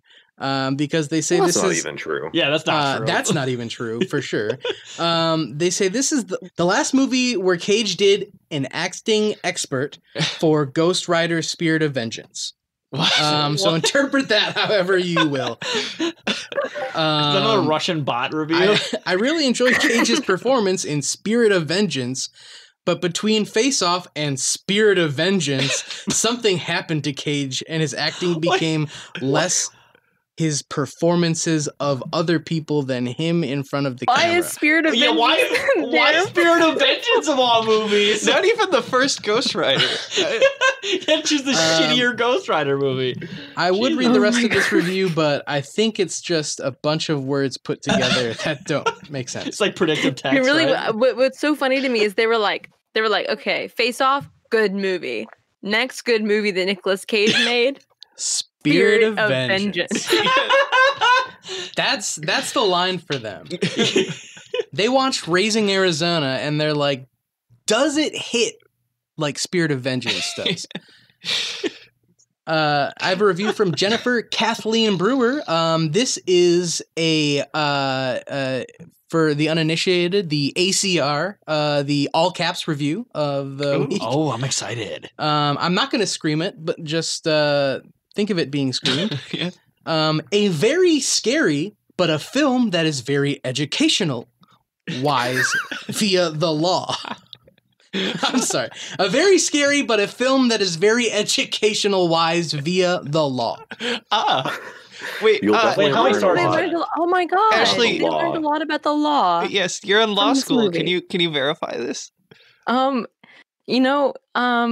Absolutely. Yeah, I guess. So I know this movie is kind of where you decided to start the podcast. Is this the movie that also made you decide to go to law school? Yeah. Oh my god, if it was, that would actually be hilarious. No, I was actually already in law school, but maybe it's like, what propelled me to do well in my finals? I don't know. Yeah, I mean, I think it was like a very confirming thing for you. It definitely taught me a lot. Learned about laws of what laws would you learn from that movie? That's what I'm trying to figure out. Kind of laws of gravity, if you think about it, because when they got they got stuck to the ground of that prison with the magnet boots. Yeah. The law of magnets. Well, Jess, magnets. How do they work? Can you explain that to me? Jess is a Maxwell's juggalo. equations and the Lorentz force. You know what? I don't want to talk to no scientists. You motherfuckers lying and getting me pissed. Okay. Well, Jennifer Kathleen Brewer goes on to scream, a man that fights for his family and yet makes sure that a villain is captured and put to death at the end of the film. Okay. That broke me. So first off, that's not really how execution works. It was just more of like. I would also say Castor Troy is the one who took care of his family. I mean, really, he fucked his wife for him. Yeah. He saved his daughter from a rapist. I think Castor Troy is really the one who did stuff for his family. He's less of an absentee dad and does more like actual parental guidance than John Travolta's character. He is a more attentive father. Very much so.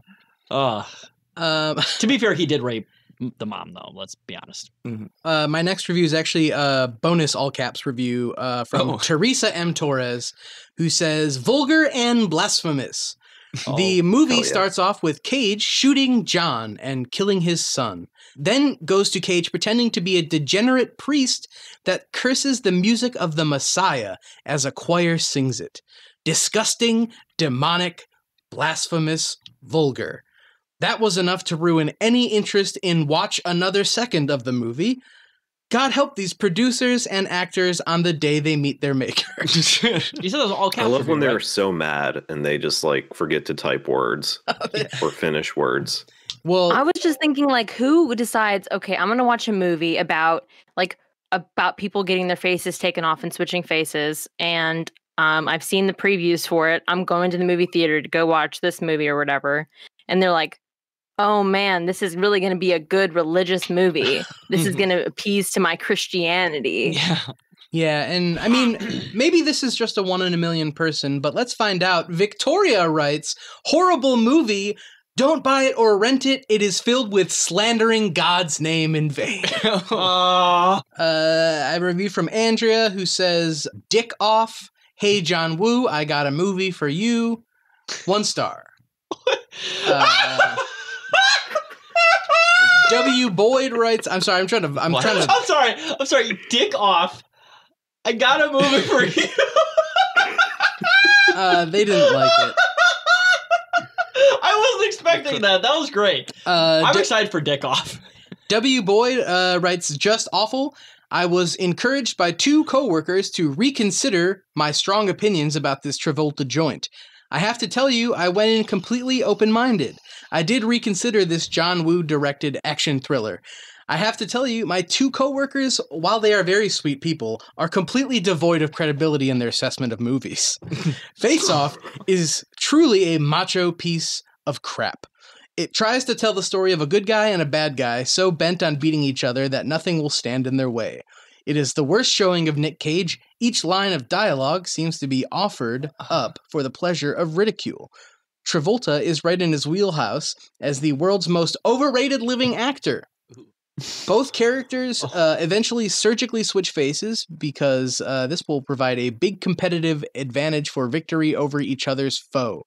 I still have no clue whether Cage or Travolta is supposed to be the good or the bad guy. Watch this just for the sense of schadenfreude you will undoubtedly experience. Okay, so first off, if this is the worst Nick Cage movie you've ever seen, you're doing pretty goddamn good. Yeah. Second off, most overrated actor, bitch, fucking watch The Fanatic. You'll change your mind on that one. Very last point here. If you can't tell who's the good guy and the bad guy, you clearly weren't fucking paying attention. Yeah. I thought there was it was a kind of a gray area for me. Yeah, that's true. That dude was pissed, dude. That review, like, that person's a fucking idiot. Like, what a fucking idiot. And that's 1 star. But they don't like the movie, but they recommend you watching it, though. Yeah, because they recommend it at the end. I mean, they assume the reader is not as smart as them. Oh my god. I just have a couple more. Elite Lamo writes... Oh, Elite Lamo. That's another... I think that's a person who also did another review. I think that might be a returning reviewer. Elite Lamo writes, who are these people that give films like this 5 stars? I read some of these reviewers, and I wonder if they are making my food at restaurants. If they are saving lives in the ER, or are the ones who run right out to buy some fool CD from American Idol. Or talking superlatives about the new Snoop Dogg video that was on MTV. Do they sell tires in Spokane or Crawdaddies in Baton Rouge? What the fuck? Faceoff is truly an atrocious film from start to finish. Cage and Travolta have no on-screen chemistry, and it is so shallow, so utterly beneath me to even want to describe the asinine plot and utter paltry dialogue. This motherfucker thinks so highly of themselves. I am like seething. You have to work in a restaurant to enjoy this. Yeah, fuck you. I'm sorry. I'm not sorry. No, for years I have thought this and will continue to until I leave this medium. But Faceoff is unequivocally one of the worst films ever made. Pure trash. Okay, come on. That's not fair at all. Once again, I'll go back to the last review that I got really mad at. If this is the worst movie you've seen in a long, or like one of the worst movies you've ever seen, you're doing a pretty goddamn good job. Because like half of my formative movie experiences are literally like buying dollar DVDs at like a shifty like used video store. That's just like a shitty like budget snuff film looking ass movie. Also, I had a Lifetime and a Hallmark mail subscription when I was growing up. Oh, yeah. Oh, shit. That rocks. So if you think that you've seen a lot of bad movies, I think you're wrong. Final review comes from Sarah, who says, great movie and shipped as scheduled. 1 star. Come on! So that's it for Face-Off. That went on long enough for one podcast. So I think that does it for Face-Off. We're going to take a short little break, and then we'll be back to you to talk about The Wicker Man. See you in a bit.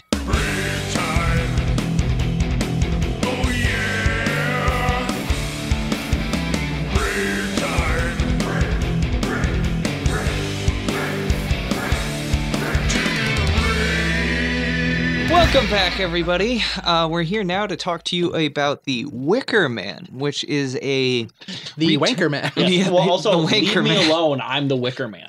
Yeah. Leave me alone. I'm a Wicker Man. And my fire is much worse than...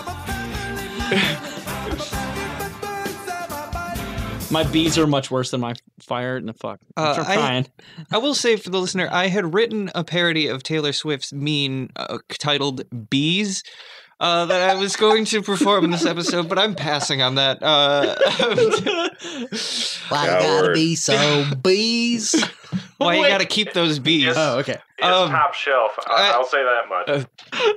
Check out the Patreon. We'll say, I liked this movie until the end, and then I hated it. No, Liked this movie?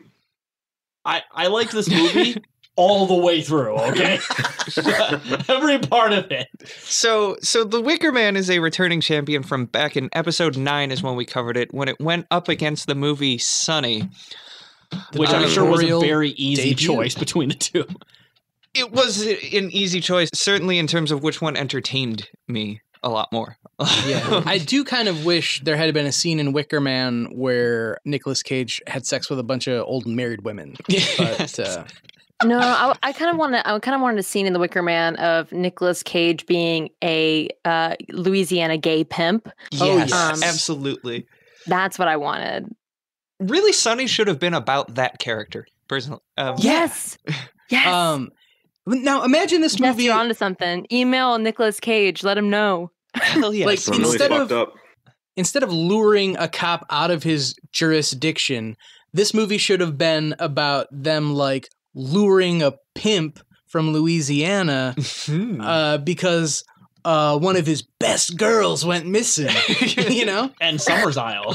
Yeah, Summer's Isle. Oh man, that would have been it. That would have made the movie like 10 times better. Agreed. I'd also want a cameo of Eddie from Deadfall though, somewhere in the movie. Oh God, yes. What if we just make a movie? It's like Destroy All Monsters, the Godzilla movie, but Yes. instead of getting all the monsters, they throw together all of Nicolas Cage's most batshit characters in the same movie Hell yeah. and Yes. have them fight. And at the end, they just all bowed to Castor Troy. Yes.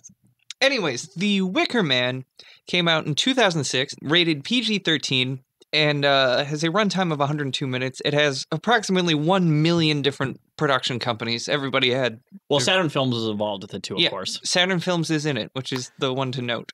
The mark of a great Cage film. Yes, Oh, really? Seriously. Absolutely. The mark of the beast, as we call it. And it had a budget of $40 million and a box office gross of... Well, do you want to guess? I'm going to guess 19 million. 19, okay. I think this movie's in the red. I don't remember. I don't honestly. either. I listened to the episode and I don't remember. But I'm going to say 450 million. Damn, that's pretty good. I was gonna say 40 million. Oh, Like on the dot.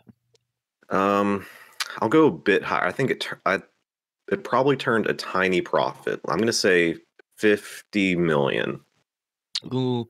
Well, it's $38 million, actually. Damn. So it's just $2 million shy of its So I budget. was basically right. Yeah, Damn. you were Right? almost was dead on. I really underestimated it. I guess a lot more, twice the amount of people, Yeah. box office wise, wanted to see this movie than I thought. And I was pretty close. So That's true. Yeah. The I think it was in a really good place in Nicolas Cage's career. I think might have been why it had an even. yeah, Yeah, that's this- true. This was really like the beginning of the waning days of like The Nicolas beginning Cage's. of the downslope, Yeah, really. It's really. interesting because Faceoff is like the ascendancy, Mhm. Mhm. and then I feel like he peaks. His like movie star era peaks, I guess, with National Treasure, I would maybe say.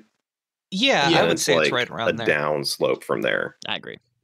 yeah, definitely. Yeah, from Rotten Tomatoes, this got a 15% on the tomato meter, Fucking pathetic. 17% from audiences, Even more pathetic. and yeah, that's what we got there. Because just to spoil my opinion, this movie's like should get 100% on both of those. God damn. Okay. And we'll get to it later. And you guys are gonna hate me once again. I told you before the show that you're gonna hate me for my Nick Cage fact at the end, but I'll let you go through the shit. synopsis before I say it. Can I guess your Nick Cage fact? About me and my Nick Cage, like Yeah. So you saw this movie and then you dressed up as a bear and punched a woman. that's partially true. Yes. Okay. I just want to say I really liked the I really liked the feminine power aspect of this movie. Well, so that's the thing, is that it was not meaningful. It was not like a good type of thing because the director is like a very noted misogynist. Like very, very noted misogynist. So it was very unintentionally. This is what those evil women do. Yeah. I mean, literally, the director Neil LaBute, his very first like directorial movie was a movie where two men like sexually manipulate a disabled woman for fun, and it's a comedy. This guy's got a lot of problems with women. Cool. I'll just put it that way. So yeah, we already did a super in-depth plot summary back on episode 9, so I would say jump back and listen to that if you want that, but we're going to just do a quick plot summary here. Nicolas Cage is a police officer who one day receives like a letter from his former lover, who says that her daughter has disappeared and that she would like him to come out to the island where she stays in this like sort of cult-like thing and this weird neo-pagan like fucking traditionalist island. Yeah, and the daughter's name is Rowan Atkinson. We had the same fucking thought there. Not the bean. Not the bean. Not the bean. That's pretty good. That was actually a thing I was going to say. What if Rowan in this movie was played by Rowan Atkinson? They would have done a better job. Rowan Atkinson in a wig and like just a dress that's way too small for his body. That was the movie we needed, I think. Yeah. But could have called it Rat Race 2. Yeah. So like he goes out there and attempts to find this little girl who the whole island seems to be conspiring to cover up the disappearance of. And after like some like investigations where he's being like thrown off the trail repeatedly, or it seems like that, he seems to come to the conclusion that she is about to be burned for a harvest ceremony in order to bless their crop of honey, because on this island they do a lot of beekeeping.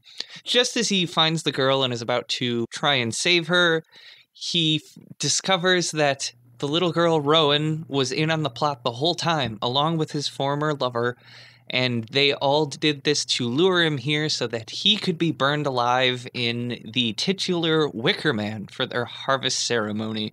And he does get burned alive, and that's the end. He dies. Yeah. So a couple of things I wanted to mention.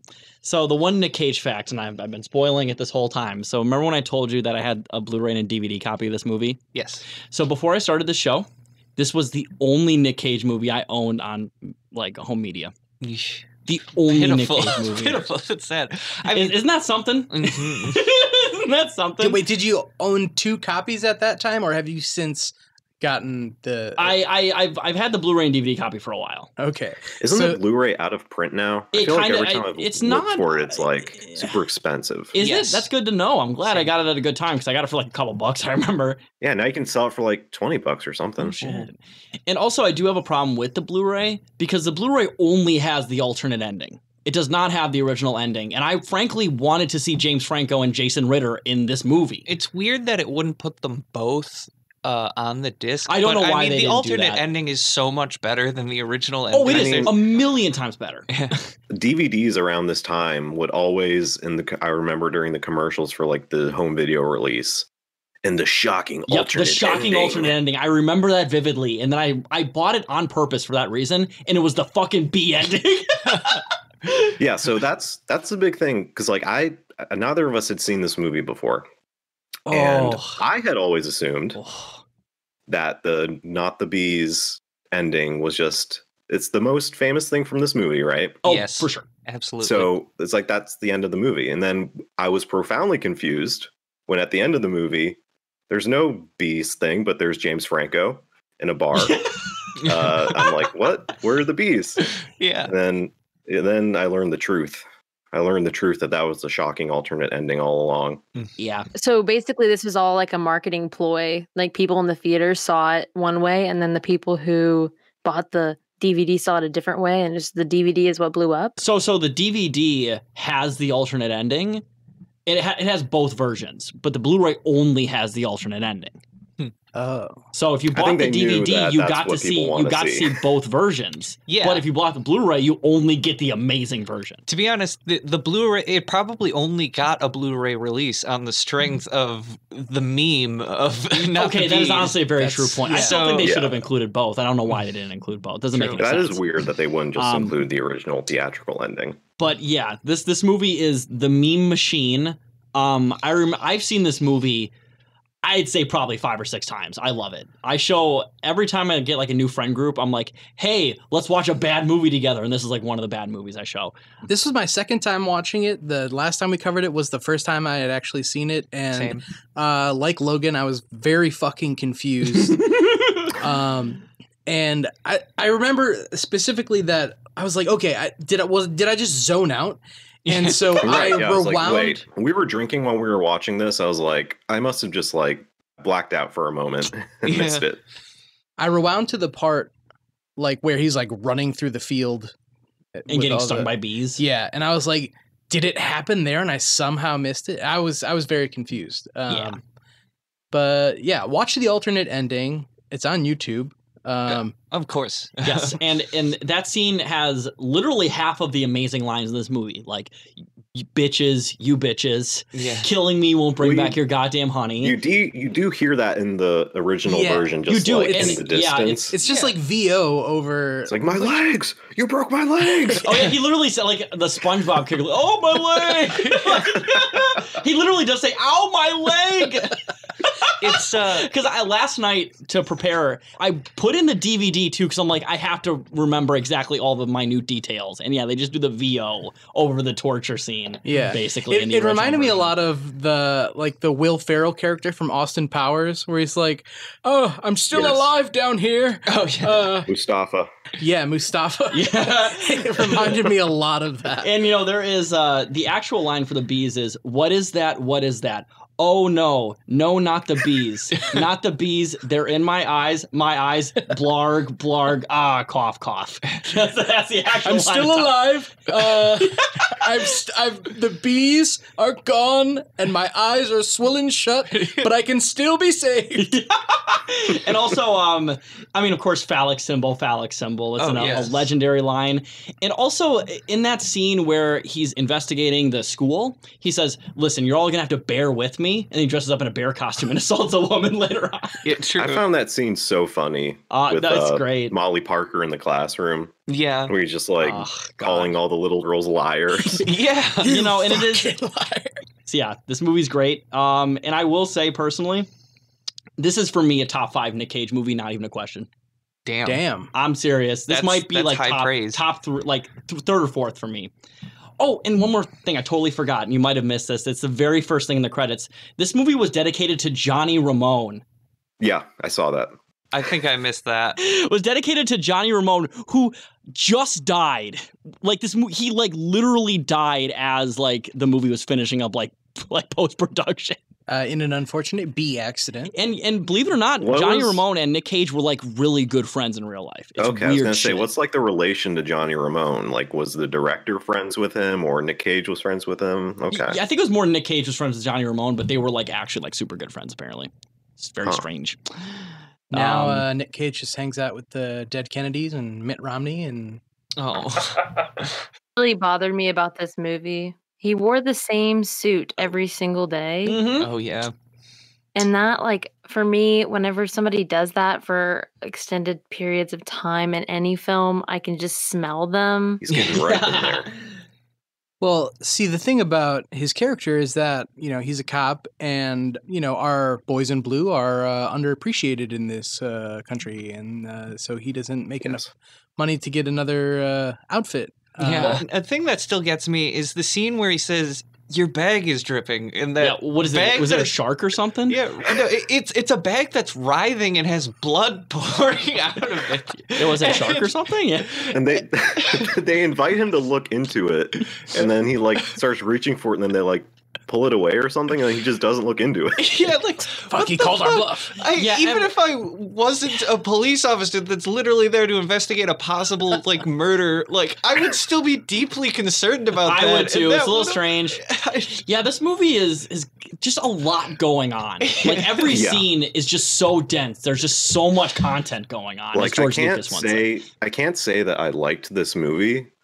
I want to watch it again like immediately because I kind of find it fascinating. I will say if like it's really stilted and awkward, but like I don't know. It's like There's a car something crash. about it. I will say if you ever get a chance, watch the original British version with Christopher Lee.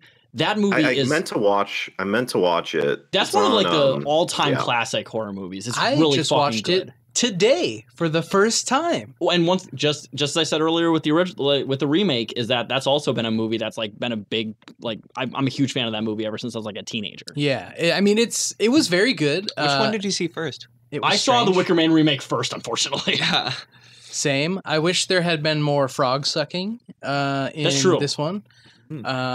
That was weird. Was there frog sucking in the? Yeah, yes, there was. So there was like a little girl with a sore throat, and they put a fucking frog in her mouth. Yeah, it helps get rid of sore throats in like weird, like random Scottish islands in the 70s. I almost just made another Avatar reference. That would have been the second one in this podcast. The original Wicker Man also is this extremely weird movie. So even though the Wicker Man remake has a lot going on, the original also has a shit ton going on too. And I would actually argue that the original Wicker Man, the actual like scenario that leads up to that character getting put in the Wicker Man is even more convoluted than the Wicker Man remake, to be honest. Like there's so many working parts that have to work that like if anything went wrong, it would have just fell the fuck apart. It's like it's like a Saw movie. Like all the working parts that have to happen for every fucking plot like moment to happen. And he, of course, doesn't wear a bear outfit. He wears a clown suit. Yeah, wears like a jester outfit or something. Something weird.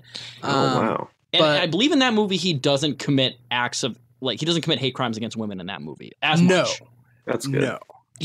Which is in weird. A bear costume. You would think the older movie would be the more misogynistic of the two. You would think. But I watched that for the first time today. It was fun, and I have a big hankering to watch the Midsummer Director's Cut tomorrow now. So I'm gonna do that. And I will say one last thing about the actual details of the plot in this movie. The scene where Nick Cage like walks up in the bear costume to the woman, he's like, "Sister, whatever," and then he just like cold cocks her and knocks her the fuck out in the bear costume is probably one of the funniest moments in film of all time. That is a really funny moment. I don't understand why he immediately took his I don't know why he took the costume off. It didn't make any sense. Yeah. But I guess since apparently the lady who he punched was in on it all along. Remember, because she was at the end, like she like showed up, so I guess that wouldn't have worked. But I'm just saying, like, why would you immediately take your head off and be like, I am this person? Oh yeah. Look, it's me. I think one of my favorite isolated line deliveries is "Step away from the bike." Yep. That's another one of mine too. Yeah, I actually put that on my note. I'm surprised I didn't remember that, but that's a good one. It's like, step away from the bike, and then he gets the bike, and he just like slowly jaunts away from the bike. Beats up on his bike. Honestly, all the flashbacks of the girl getting hit by the truck are honestly that's almost hilarious. Like hilarious with comedic timing. And also just, like the whole thing is that like they disappear. Like the mom and the like daughter are never found in the car. They mentioned that at the beginning of the movie. Yeah. Why? What relevance was that to the plot at all? I feel like it's got to be implied that they were there originally. I don't know, to like fuck with him somehow or something. And I feel like the movie is just trying to like say like that is connected to everything, because he says too like they got that letter and there wasn't any like return. Yeah, it didn't have a stamp on it, so it was hand delivered. You got to think about it. Like that was the whole reason why he was off of work, was because that happened. Yeah, and the little girl looked at him in the most creepy fucking way ever. And his lady cop friend was also there at the end. So she was in on it. Wait, what? Am I wrong? Like his cop friend, that woman, like she's there at the end when he is like getting tortured and shit. Oh, wait, are you serious? I didn't notice that shit at all. I'm pretty sure. I might be wrong. Oh, fuck. I'm like 90% sure that she is there. That sounds possible. Definitely in keeping with I don't know everything that they have executed. Your audience can fact check me on this later. If that's true, man, Jesus, you know something that in my like 5 or 6 plus times watching this movie, I didn't fucking notice. Yeah, send any angry fairly tweets. inebriated when we watched this, so I might be wrong. Let's say send angry tweets. And I'm sorry, what's your ad again? No, I'm just kidding. The Good Logan, is it? Yes. Yes. So send all of our hate mail to that Twitter. To your point, Logan, there's something about this movie that also makes this happened to me the last time too. I just want to rewatch it immediately, because I feel like there's so much going on that I just want to unpack it again right away. And I mean, I don't know if I can say that's like to the director's credit, but I'll probably watch it again tomorrow too. Why not? What the fuck? What am I doing? Oh, and there's one more funny line delivery when he's like rummaging through their house. He's like, "You need permission." He's like, "I don't need your goddamn permission," or some like weird thing like that. Giving me your goddamn permission won't bring back your goddamn honey. It is really funny in this movie too, towards the end when he's just being like hostile in all conversations. He's just being a dick right off the bat. Yeah. Everything he says. There's one scene where like one of the women, she's one of the people who works in the tavern there and like is sweeping the floor, and she walks into the room and he's just like, "Why you got store-bought honey?" He's just immediately he's talking to Lily Sobieski. That's that character. He's like, "Don't you all make that stuff here?" First thing he says to her, not even like a hi or hello. It's just, and he says it in such a hostile way too that I just like start laughing. The fuck is this? I can't.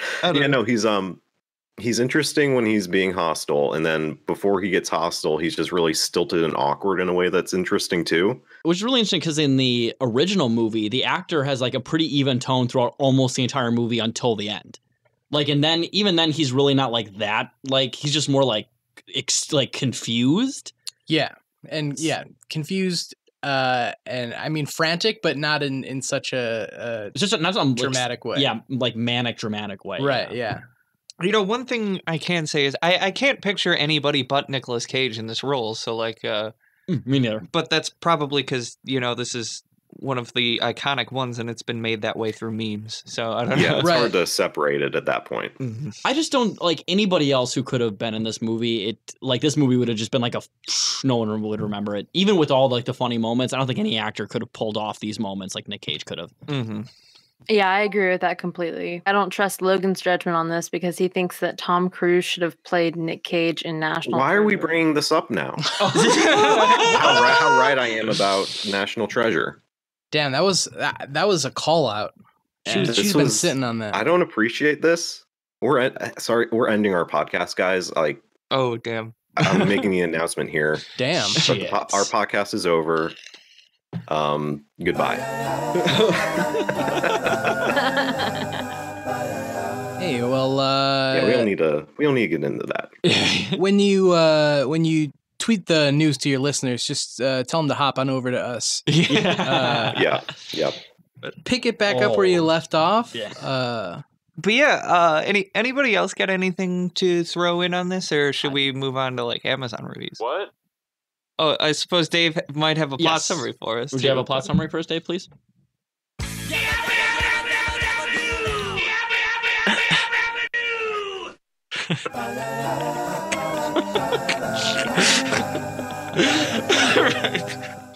Yeah, okay, fitting.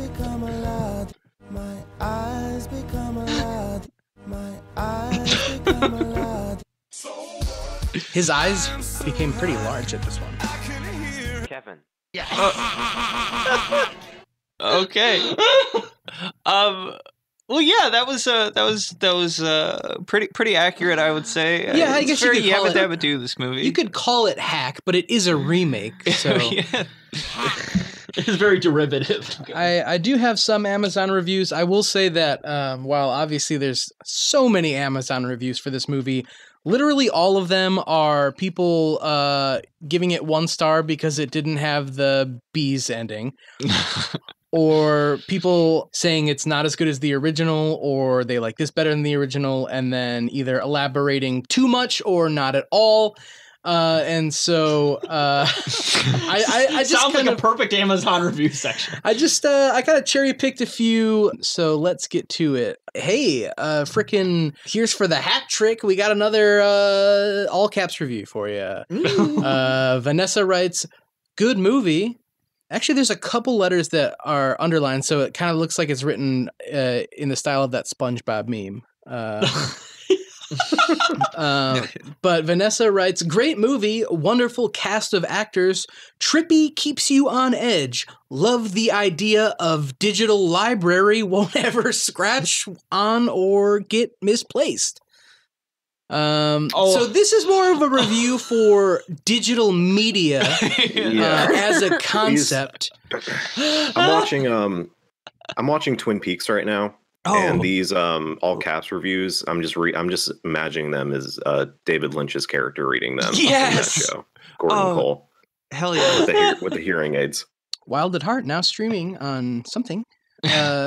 Christine Purd writes, "For Cage fans only." So let's get to the gatekeeping, motherfuckers. Those of us who are bona fide fans of Mr. Cage will never be disappointed in his performances.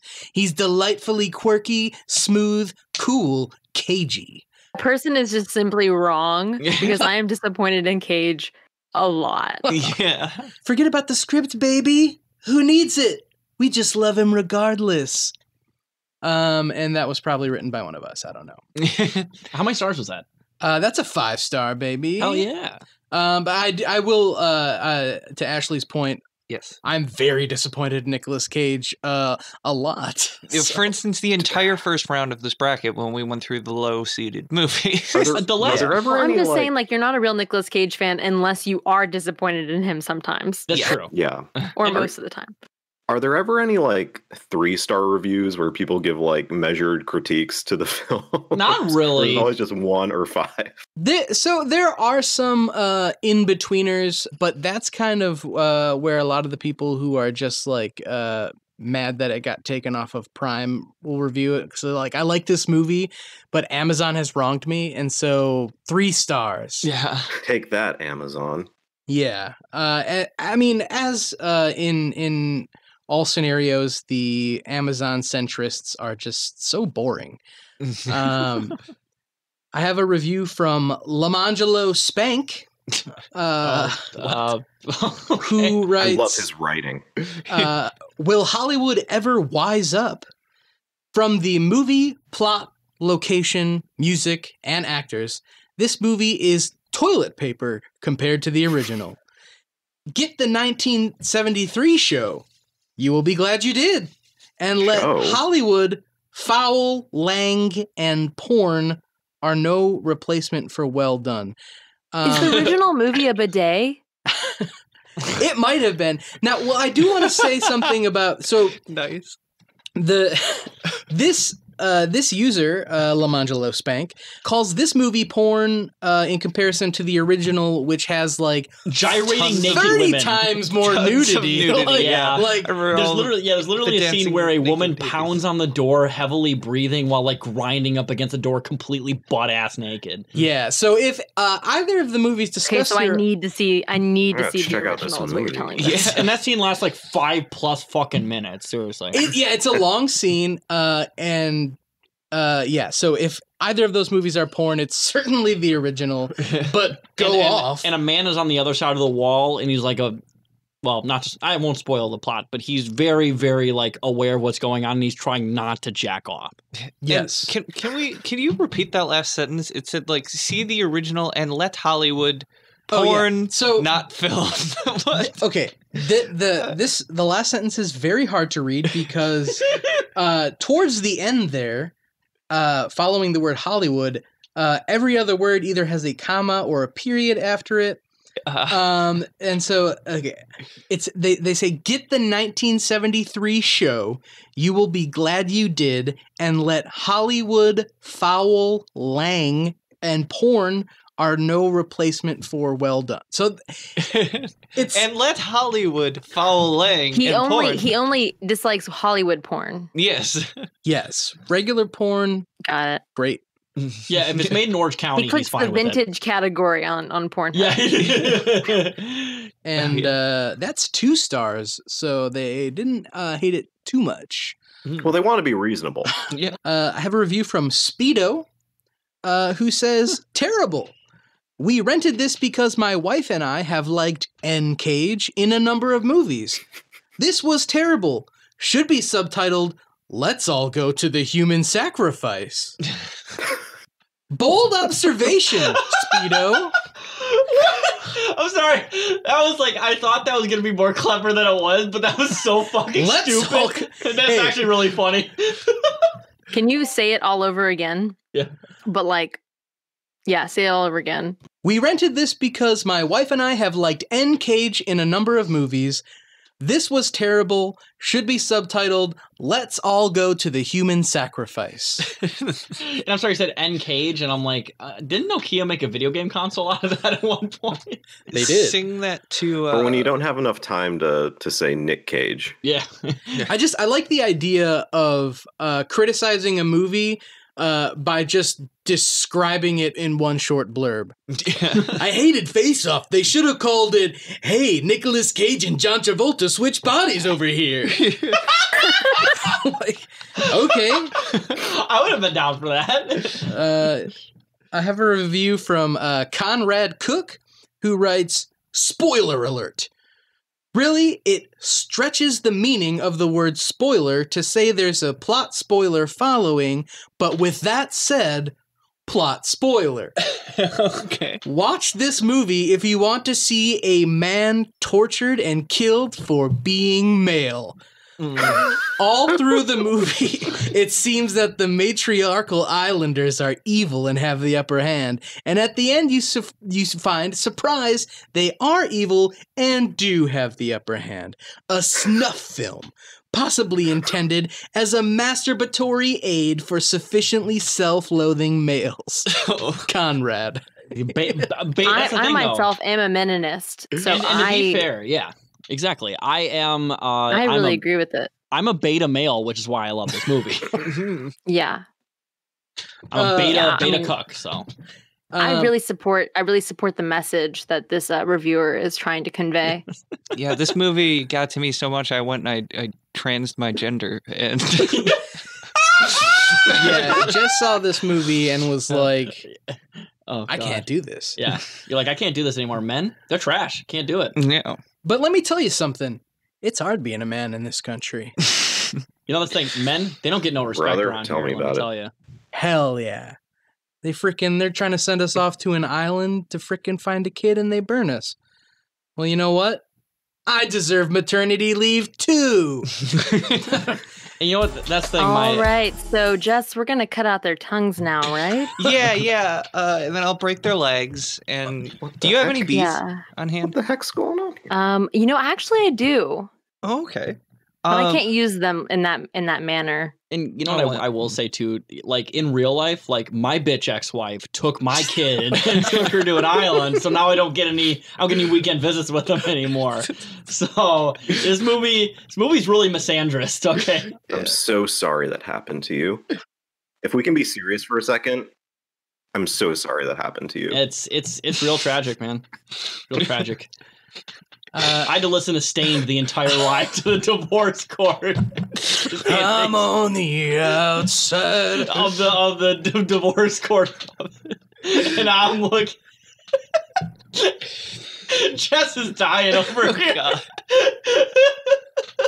Just the idea of a guy listening to Stained on his way to the divorce court. That's literally happened. I'm imagining a guy like 2 inches from his steering wheel, like leaning in, but like crying. Yeah. His mascara is running down his face. Getting divorced would be great because you'd freaking never have to put down the toilet seat again. Yeah. Am I right? There's this podcaster I like, and he made he posted a tweet that said like divorce court parking lot, like on like a Spotify playlist. And it's just like stained puddle of mud. She fucking hates me. Oh no. I have one last review. And I'm just before I read this review, I'm just going to give you a disclaimer that I will be replacing an ableist slur with the word, let's say, silly. So Interesting. Benjamin Kroll writes, Feminist Island starring Nicolas Cage.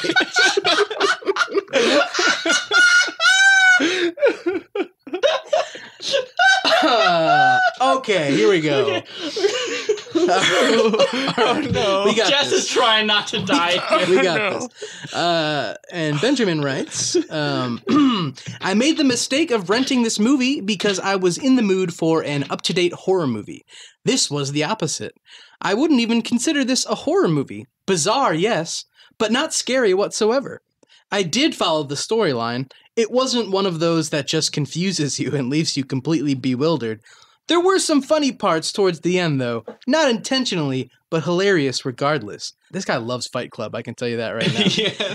I was going to say, this seems like a person who would like really stan the Babadook. Until they found out that the Babadook was a trans icon. Yeah. This won't spoil it for you.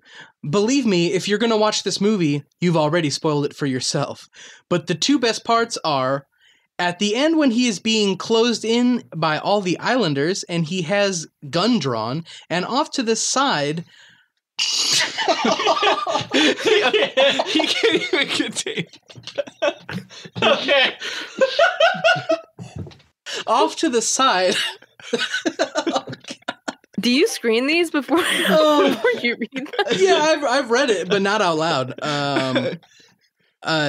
Off to the side are two straight up silly looking bitches.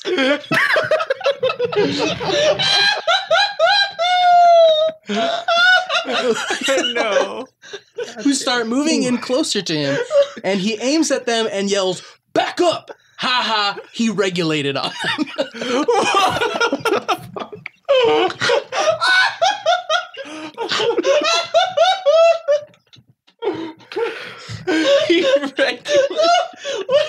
So silly looking bitches. He yells, "Back up! Ha!" He regulated them. I'm crying, dude. Oh my god. Why can I not stop laughing? I'm literally crying laughing right now. Oh, okay. Almost done. I can't believe it's not over yet. Sorry. I'm sorry. Oh god. Okay. I promised I would get to this place today, but here the fuck we are. Another classic part. I was using my computer and had my head down for I'd say about 3 to 5 minutes. So I look up and I see Nicolas Cage wearing a grizzly bear costume with a hole cut out where his face was. Oh, it's a black bear, actually. Yeah, it's that's yeah. I thought to myself, I really must have missed something when I wasn't watching for 5 straight minutes. Ha ha ha. Ha ha ha, but it gets even better because he ran up on...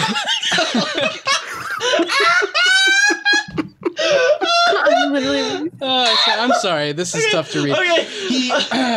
It gets even better because he ran up on this lady and hit her with a cold right hook.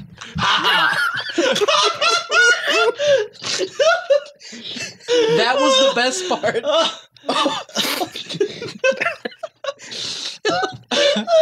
That was the best part. He launched a slap-a-ho. Oh my god. He launched a slap-a-ho marathon up in there. Classic. Oh god, that was hard to read. Wait, is there any more? Wait. Did they actually say slap-a-ho marathon, or did you make that up? No, he said it gets even better because he ran up on this lady and hit her with a cold right hook. Ha ha. That was the best part. He launched a slap-a-ho marathon up in there. Classic. Okay, I had to poke fun at those 2 points. Had to be done. But in all seriousness, I did not like this movie at all. The idea of for a second. The idea of a desolate island with a population living in a completely different fashion, luring in an innocent man to use as a sacrifice to their god seemed pretty cool. Given the right director, this movie, or idea, could have had some great potential. I was shocked/sad at the end, though, because Cage was the main character, you know? I mean, he made it through Con Air alive, but in an island full of old white feminists killed him. And that was the end. Oh, God. I was just saying to myself, he's going to break out and unleash hell. But yeah, that didn't happen. I apologize, whereas I would consider this more of a personal rant than a review, but I felt the need to inform whoever it may concern. If you've seen the movie, you probably agree with it all. Thanks for your time. Okay, so how many stars was that? 1 star. Get the fuck out of here! That was the hardest review I've ever had. That was okay. So I was literally dying at the he regulated thing. Yeah, that part killed me. So Benjamin Kroll, this is a formal invitation to come on the podcast and talk about whatever. Really, I don't know. It needs to be your review correspondent. Oh my Call him up every God, episode. that rocked. Well, this review was written 11 years ago, so he's probably He like probably a Republican senator now. Yeah. So, oh my God. So that's all the reviews. You know, he is one of those brave patriots that did try to stop the steal. Yeah. It was written by Matt Gaetz or Ben Sass. Yeah. Or Josh Hawley, who the hell knows. Jesus, that was wild. So Wicker Man, 5 stars. Yeah. Fucking So okay, should we get to the vote? Yeah. Yeah, I guess now we're at the vote. Oh, Jesus Christ. So I don't know how much of our podcast you two have heard, but generally for the vote, we kind of count down 3, 2, 1, and then I'll say what we voted for at the same time. Yeah, you know how on your podcast you do it the smart way where everybody goes one at a time? We used to do it this way, by the way. Oh, okay, good. So, But there is just 2 of us, so it's, you know. It does make it a little easier. Yeah. Well, we love talking over each other, as you probably figured out. How do you break up ties, though, if it's just the 2 of you? We have a whole rating system. Okay, fair enough. If it comes to that, yeah. Reading system. Yeah. That's a good way to do it. And well, never mind. We have to lock it in before the episode starts, and it's really fucking annoying because it's the reason why Moonstruck lost. Oh shit! Yeah, Moonstruck should have lost on ours too, but it didn't. I agree. I agree with that. Total bullshit. No, it was going up against G-Force, so yeah, it should have lost. I'm sorry. God, I love Moonstruck. What a pinnacle! What it is a pinnacle of filmmaking, American icon, and it will save the world. Well, yeah. So I guess Dave, could you give us a countdown so we could get to this vote? What? Could you do the countdown for us? Do the fucking countdown. Yeah, Dave, we ask you nicely every episode. Please just do this do it, just do once, dude. Just please. No. All right, fine. Fucking fine. Fine. Continue the tradition, I guess. All right. Hey, I give you a countdown of no's, okay? Okay, fair enough. 3, No. 2, 1. Face Wicker off. Man. Face off. Face off. Handily. Wait. Okay, so how many face-offs? I think everyone except you. Yes. And listen, I will die defending this fucking movie. Because Wicker Man, once again, top 5 Nick Cage movie for me, and the meme potential. Definitely had the best slap-a-hoe marathon. And If you're looking for a good slap it had the best amount of silly-looking bitches regulating some hoes. Oh, boy. But yes, If you want the uncensored version of that review, figure it out. and I will be the lone dissenter on this episode for Wicker Man, and that's fine. I will forever support Wicker Man no matter what movie it goes up against. So it's kind of good that it died this episode. Because this movie would have went to the end. Yeah. I mean, Wicker Man is a pretty damn funny and entertaining movie. I'll give it that. I will say the objectively better film is Faceoff, but Wicker Man is far more enjoyable for me. But Faceoff is just that's a fucking classic. It's just so great. hard. It's hard to beat. Bitch. It's hard to beat. It really is. Yeah, like the peak of Nick Cage's like action film era, whereas Wicker Man is the only peak movie of that I've everything. seen of Nicolas Cage's that I like more than Face Off is probably Wild at Heart. We or haven't seen Birdie. that one. We haven't watched that one yet. But yeah, Face Off is just too much of a bona fide fucking classic. I'm so happy that I've finally seen it. And yes, coming into this podcast, I said my favorite Nicolas Cage movie was Con Air. And I'm really excited to watch Con Air again now that I have seen Face Off to kind of see where it stacks up. So, yeah, for sure. I actually haven't seen Con Air, but I had seen Face Off previously, so I'm excited to see how Con Air stacks against I had seen neither of them. Inside joke, but they should have called it Con Hair. You won't figure that one out, but in Con Air also, it's another movie where somebody almost gets raped, and Nicolas Cage's character, well, I guess not really Nicolas Cage's character in that one, but prevents it. So yeah, nice. Good to see him preventing a sexual assault rather than committing it like he did in Zandali a million times. Yes. You think he's just trying to repent for that movie in every movie he does, like stops rapes in? But yeah, I think that's all we got for y'all today. Join us next time when we will be discussing. Hold on here. I definitely should have brought this up beforehand. Yeah, we have it already on. Next time we'll be discussing, and this is not the Trust versus Guarding Tess. Ooh, I've definitely heard both of those. Should be Guarding Jess because you're an angel. Yeah. Oh, thank you. Guarding Jess. That's what this podcast should have been called. We can make a segment about it. I don't know. Hell yeah. I don't need to be guarded, though. I'll kick y'all's asses. I'll protect you from all those married men in your DMs. You know, you're going to run a slap-a-hole marathon on anyone who tries to step up.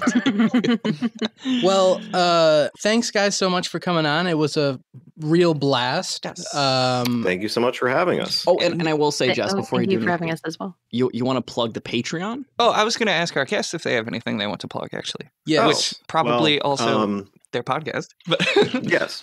Thank you. You can find us. Just search Cage Off, a Nicolas Cage podcast. You just call it Cage Off for short. But you can follow us on Twitter at Cage Off Podcast. You can follow me on Twitter at The Good Logan. You can follow Ashley at Generally Done. And thank you guys so much for having us. This was so much fun. Oh, well, I was also gonna plug. You can also find me and my other podcast partner at Behind the Tofu podcast. Actually, it's just Behind the Tofu on Twitter. And you can find us at behindthetofu.com. And that's it for that as well. Hell yeah. Check out Cage Off and Behind the Tofu. And I will say, if you don't listen to the other Cage Off. If you hear a British or a Swedish guy at any point, turn it off. You got the wrong fucking one. Yes. Because Taylor and I it, not me. Did make that mistake. Yeah, see, we can say it. You ethically probably shouldn't. Yeah. But I will say that their podcast is trash. And frankly, somebody who is part ethnically Swedish, man, fuck those Swedish meatballs. I don't want to listen to their shit podcast, all right? Yeah. I got an IKEA couch, and let me tell you something, a real bitch to put it together. So, yeah. All right. Hey, look, I'm being neutral in World War II over here. That's what every Swede sounds like.